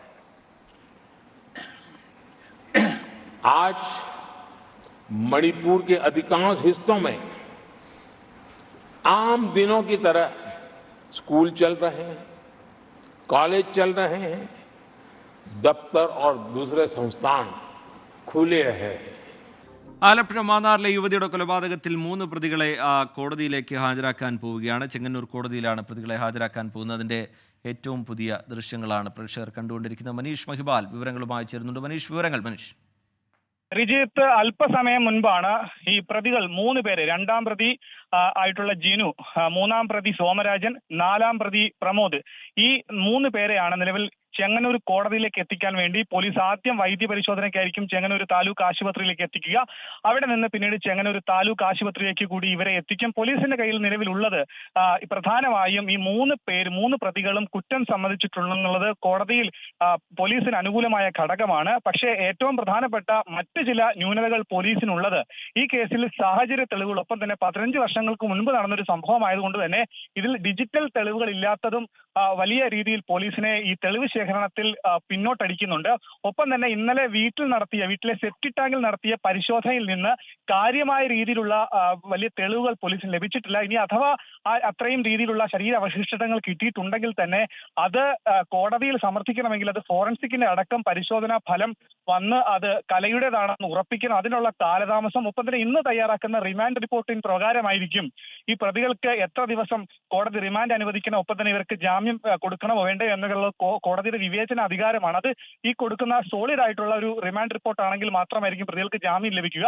അത്തരത്തിൽ തെളിവുകളുടെ അഭാവം പോലീസിനുണ്ടോ എന്നുള്ളത് ഇന്നത്തെ റിമാൻഡ് റിപ്പോർട്ട് പുറത്തു വന്നാൽ മാത്രമേ പോലീസ് ഏത് തരത്തിലുള്ള റിമാൻഡ് റിപ്പോർട്ടാണ് ഈ കേസിൽ പുറത്തുവിടുന്നത് എന്നുള്ള കാര്യം നമുക്ക് മനസ്സിലാവുകയുള്ളൂ.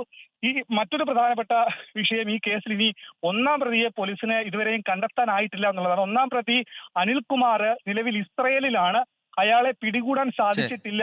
അയാളെ FIRന്റെ രേഖ സമർപ്പിച്ച് എംബസിയുമായി ബന്ധപ്പെട്ട് അനിൽകുമാറിനെ നാട്ടിലേക്ക് എത്തിക്കാനുള്ള തീവ്ര ശ്രമം പോലീസ് ഒരു ഭാഗത്ത് നടത്തുന്നുണ്ട്. പക്ഷേ 2 മാസങ്ങൾക്ക് മുൻപേ തുടങ്ങിയ അന്വേഷണത്തിൽ എന്തുകൊണ്ടാണ് അനിൽകുമാറിന് ഇത്രയും താമസം വന്നത്, എന്തുകൊണ്ടാണ് അനിൽകുമാറിനെ നാട്ടിലെത്തിക്കാൻ ഇത്രയും താമസം വന്നത് എന്നുള്ളൊരു ചോദ്യം ഉയരുന്നുണ്ട്. പക്ഷേ പോലീസിന് കൃത്യമായ അന്വേഷണ രീതി ഇതിലുണ്ടായിരുന്നു. മനീഷ് മഹിബാൽ വിവരങ്ങൾ നൽകുകയായിരുന്നു. ആലപ്പുഴയിൽ നിന്ന് മാന്നാറിലെ യുവതിയുടെ കൊലപാതകത്തിൽ പ്രതികളെ കോടതിയിൽ ഹാജരാക്കാൻ പോവുകയാണ്. അതിന്റെ ഏറ്റവും പുതിയ ദൃശ്യങ്ങൾ, വിവരങ്ങൾ പങ്കുവയ്ക്കുകയായിരുന്നു മനീഷ് മഹിബാൽ. ഇന്റർനാഷണൽ ക്വിസിംഗ് അസോസിയേഷന്റെ ഏഷ്യയിലെ പ്രവർത്തനങ്ങൾക്ക് തുടക്കമായി. തിരുവനന്തപുരം വട്ടിയൂർക്കാവ് സരസ്വതി വിദ്യാലയത്തിൽ നടന്ന ചടങ്ങ് chief secretary doctor V Venu ഉദ്ഘാടനം ചെയ്തു. സ്കൂളിലെ വിദ്യാർത്ഥിനി അനുഗ്രഹ ചെമ്പക്കിന്റെ പേര് രജിസ്റ്റർ ചെയ്തുകൊണ്ടായിരുന്നു ഉദ്ഘാടനം. കഴിഞ്ഞ 20 വർഷങ്ങളായി ലോക ചാമ്പ്യൻഷിപ്പ് മത്സരങ്ങളിലൂടെ ലോക ചാമ്പ്യനെ തെരഞ്ഞെടുക്കുന്നത് IQA ആണ്. ഈ വർഷമാണ് ഇവരുടെ പ്രവർത്തനം കേരളത്തിൽ ആരംഭിച്ചത്. Electronics and information technology department secretary doctor Rathan ഖേൽക്കറിനെ ക്വിസിംഗിലെ ഗുഡ്വിൽ അംബാസിഡറും IQA കേരള ചാപ്റ്റർ മെന്ററുമായി നിയമിച്ചു. IQA തിരുവനന്തപുരം ജില്ലാ ചാപ്റ്റർ മുഖ്യ രക്ഷാധികാരിയായി അനുകുമാരി ചുമതലയേറ്റു. ക്വിസ് പ്ലെയർ രജിസ്ട്രേഷൻ നടത്തിയ കുട്ടികൾക്ക് ഇനി മുതൽ IQA സംഘടിപ്പിക്കുന്ന ഔദ്യോഗിക ജില്ലാതല, സംസ്ഥാനതല, ദേശീയതല മത്സരങ്ങളിലും ലോക ക്വിസ് ചാമ്പ്യൻഷിപ്പിലും പങ്കെടുക്കാൻ സാധിക്കും. ചരിത്രത്തിലാദ്യമായാണ് ഒരു സംസ്ഥാനത്ത് ഔദ്യോഗിക ക്വിസ് ചാമ്പ്യൻഷിപ്പുകൾ സംഘടിപ്പിക്കപ്പെടുന്നതെന്ന് IQA ഇന്ത്യ തലവൻ സ്നേഹത് ശ്രീനിവാസ് പറഞ്ഞു. IQA തിരുവനന്തപുരം ചാപ്റ്റർ ഭാരവാഹികളായ Rahul Radhakrishnan, Krishnapriya, Q factory coordinator Navya PM എന്നിവർ ചടങ്ങിൽ സംബന്ധിച്ചു. ഔദ്യോഗിക മത്സരങ്ങളിൽ പങ്കെടുക്കുന്നതിന് പുറമെ ക്വിസ് പ്ലെയറായി രജിസ്റ്റർ ചെയ്യുന്നവർക്ക് രജിസ്ട്രേഷൻ കാർഡും എല്ലാ മാസവും IQA ക്യൂറേറ്റഡ് ക്വിസ് കണ്ടന്റും ലഭിക്കും. സംസ്ഥാനത്തെ സ്കൂളുകളിൽ ഇന്റർനാഷണൽ ക്വിസിംഗ് അസോസിയേഷൻ ഏഷ്യ ചാപ്റ്ററിന്റെ സഹകരണത്തോടെ ക്വിസ് ക്ലബ്ബുകളും ആരംഭിക്കും. IQAയുമായുള്ള കേരള സർക്കാരിന്റെ സഹകരണം മുഖ്യമന്ത്രി പിണറായി വിജയൻ അറിയിച്ചു. IQA തങ്ങളുടെ കേരളത്തിലെ പ്രതിനിധിയായി തെരഞ്ഞെടുത്തിരിക്കുന്നത് ഗോകുലം ഗ്രൂപ്പിനെയാണ്. 24 തിരുവനന്തപുരം. ഈ റിപ്പോർട്ടോടുകൂടി ഇന്നത്തെ ഗുഡ് ആഫ്റ്റർനൂണിന്റെ സമയം പൂർത്തിയാവുകയാണ്. ഇനി റൈഡിംഗ് റിപ്പോർട്ടറിന്റെ സമയമാണ്. പ്രേക്ഷകർക്കൊപ്പം ഗോകുൽ രവി എത്തും. നമസ്കാരം.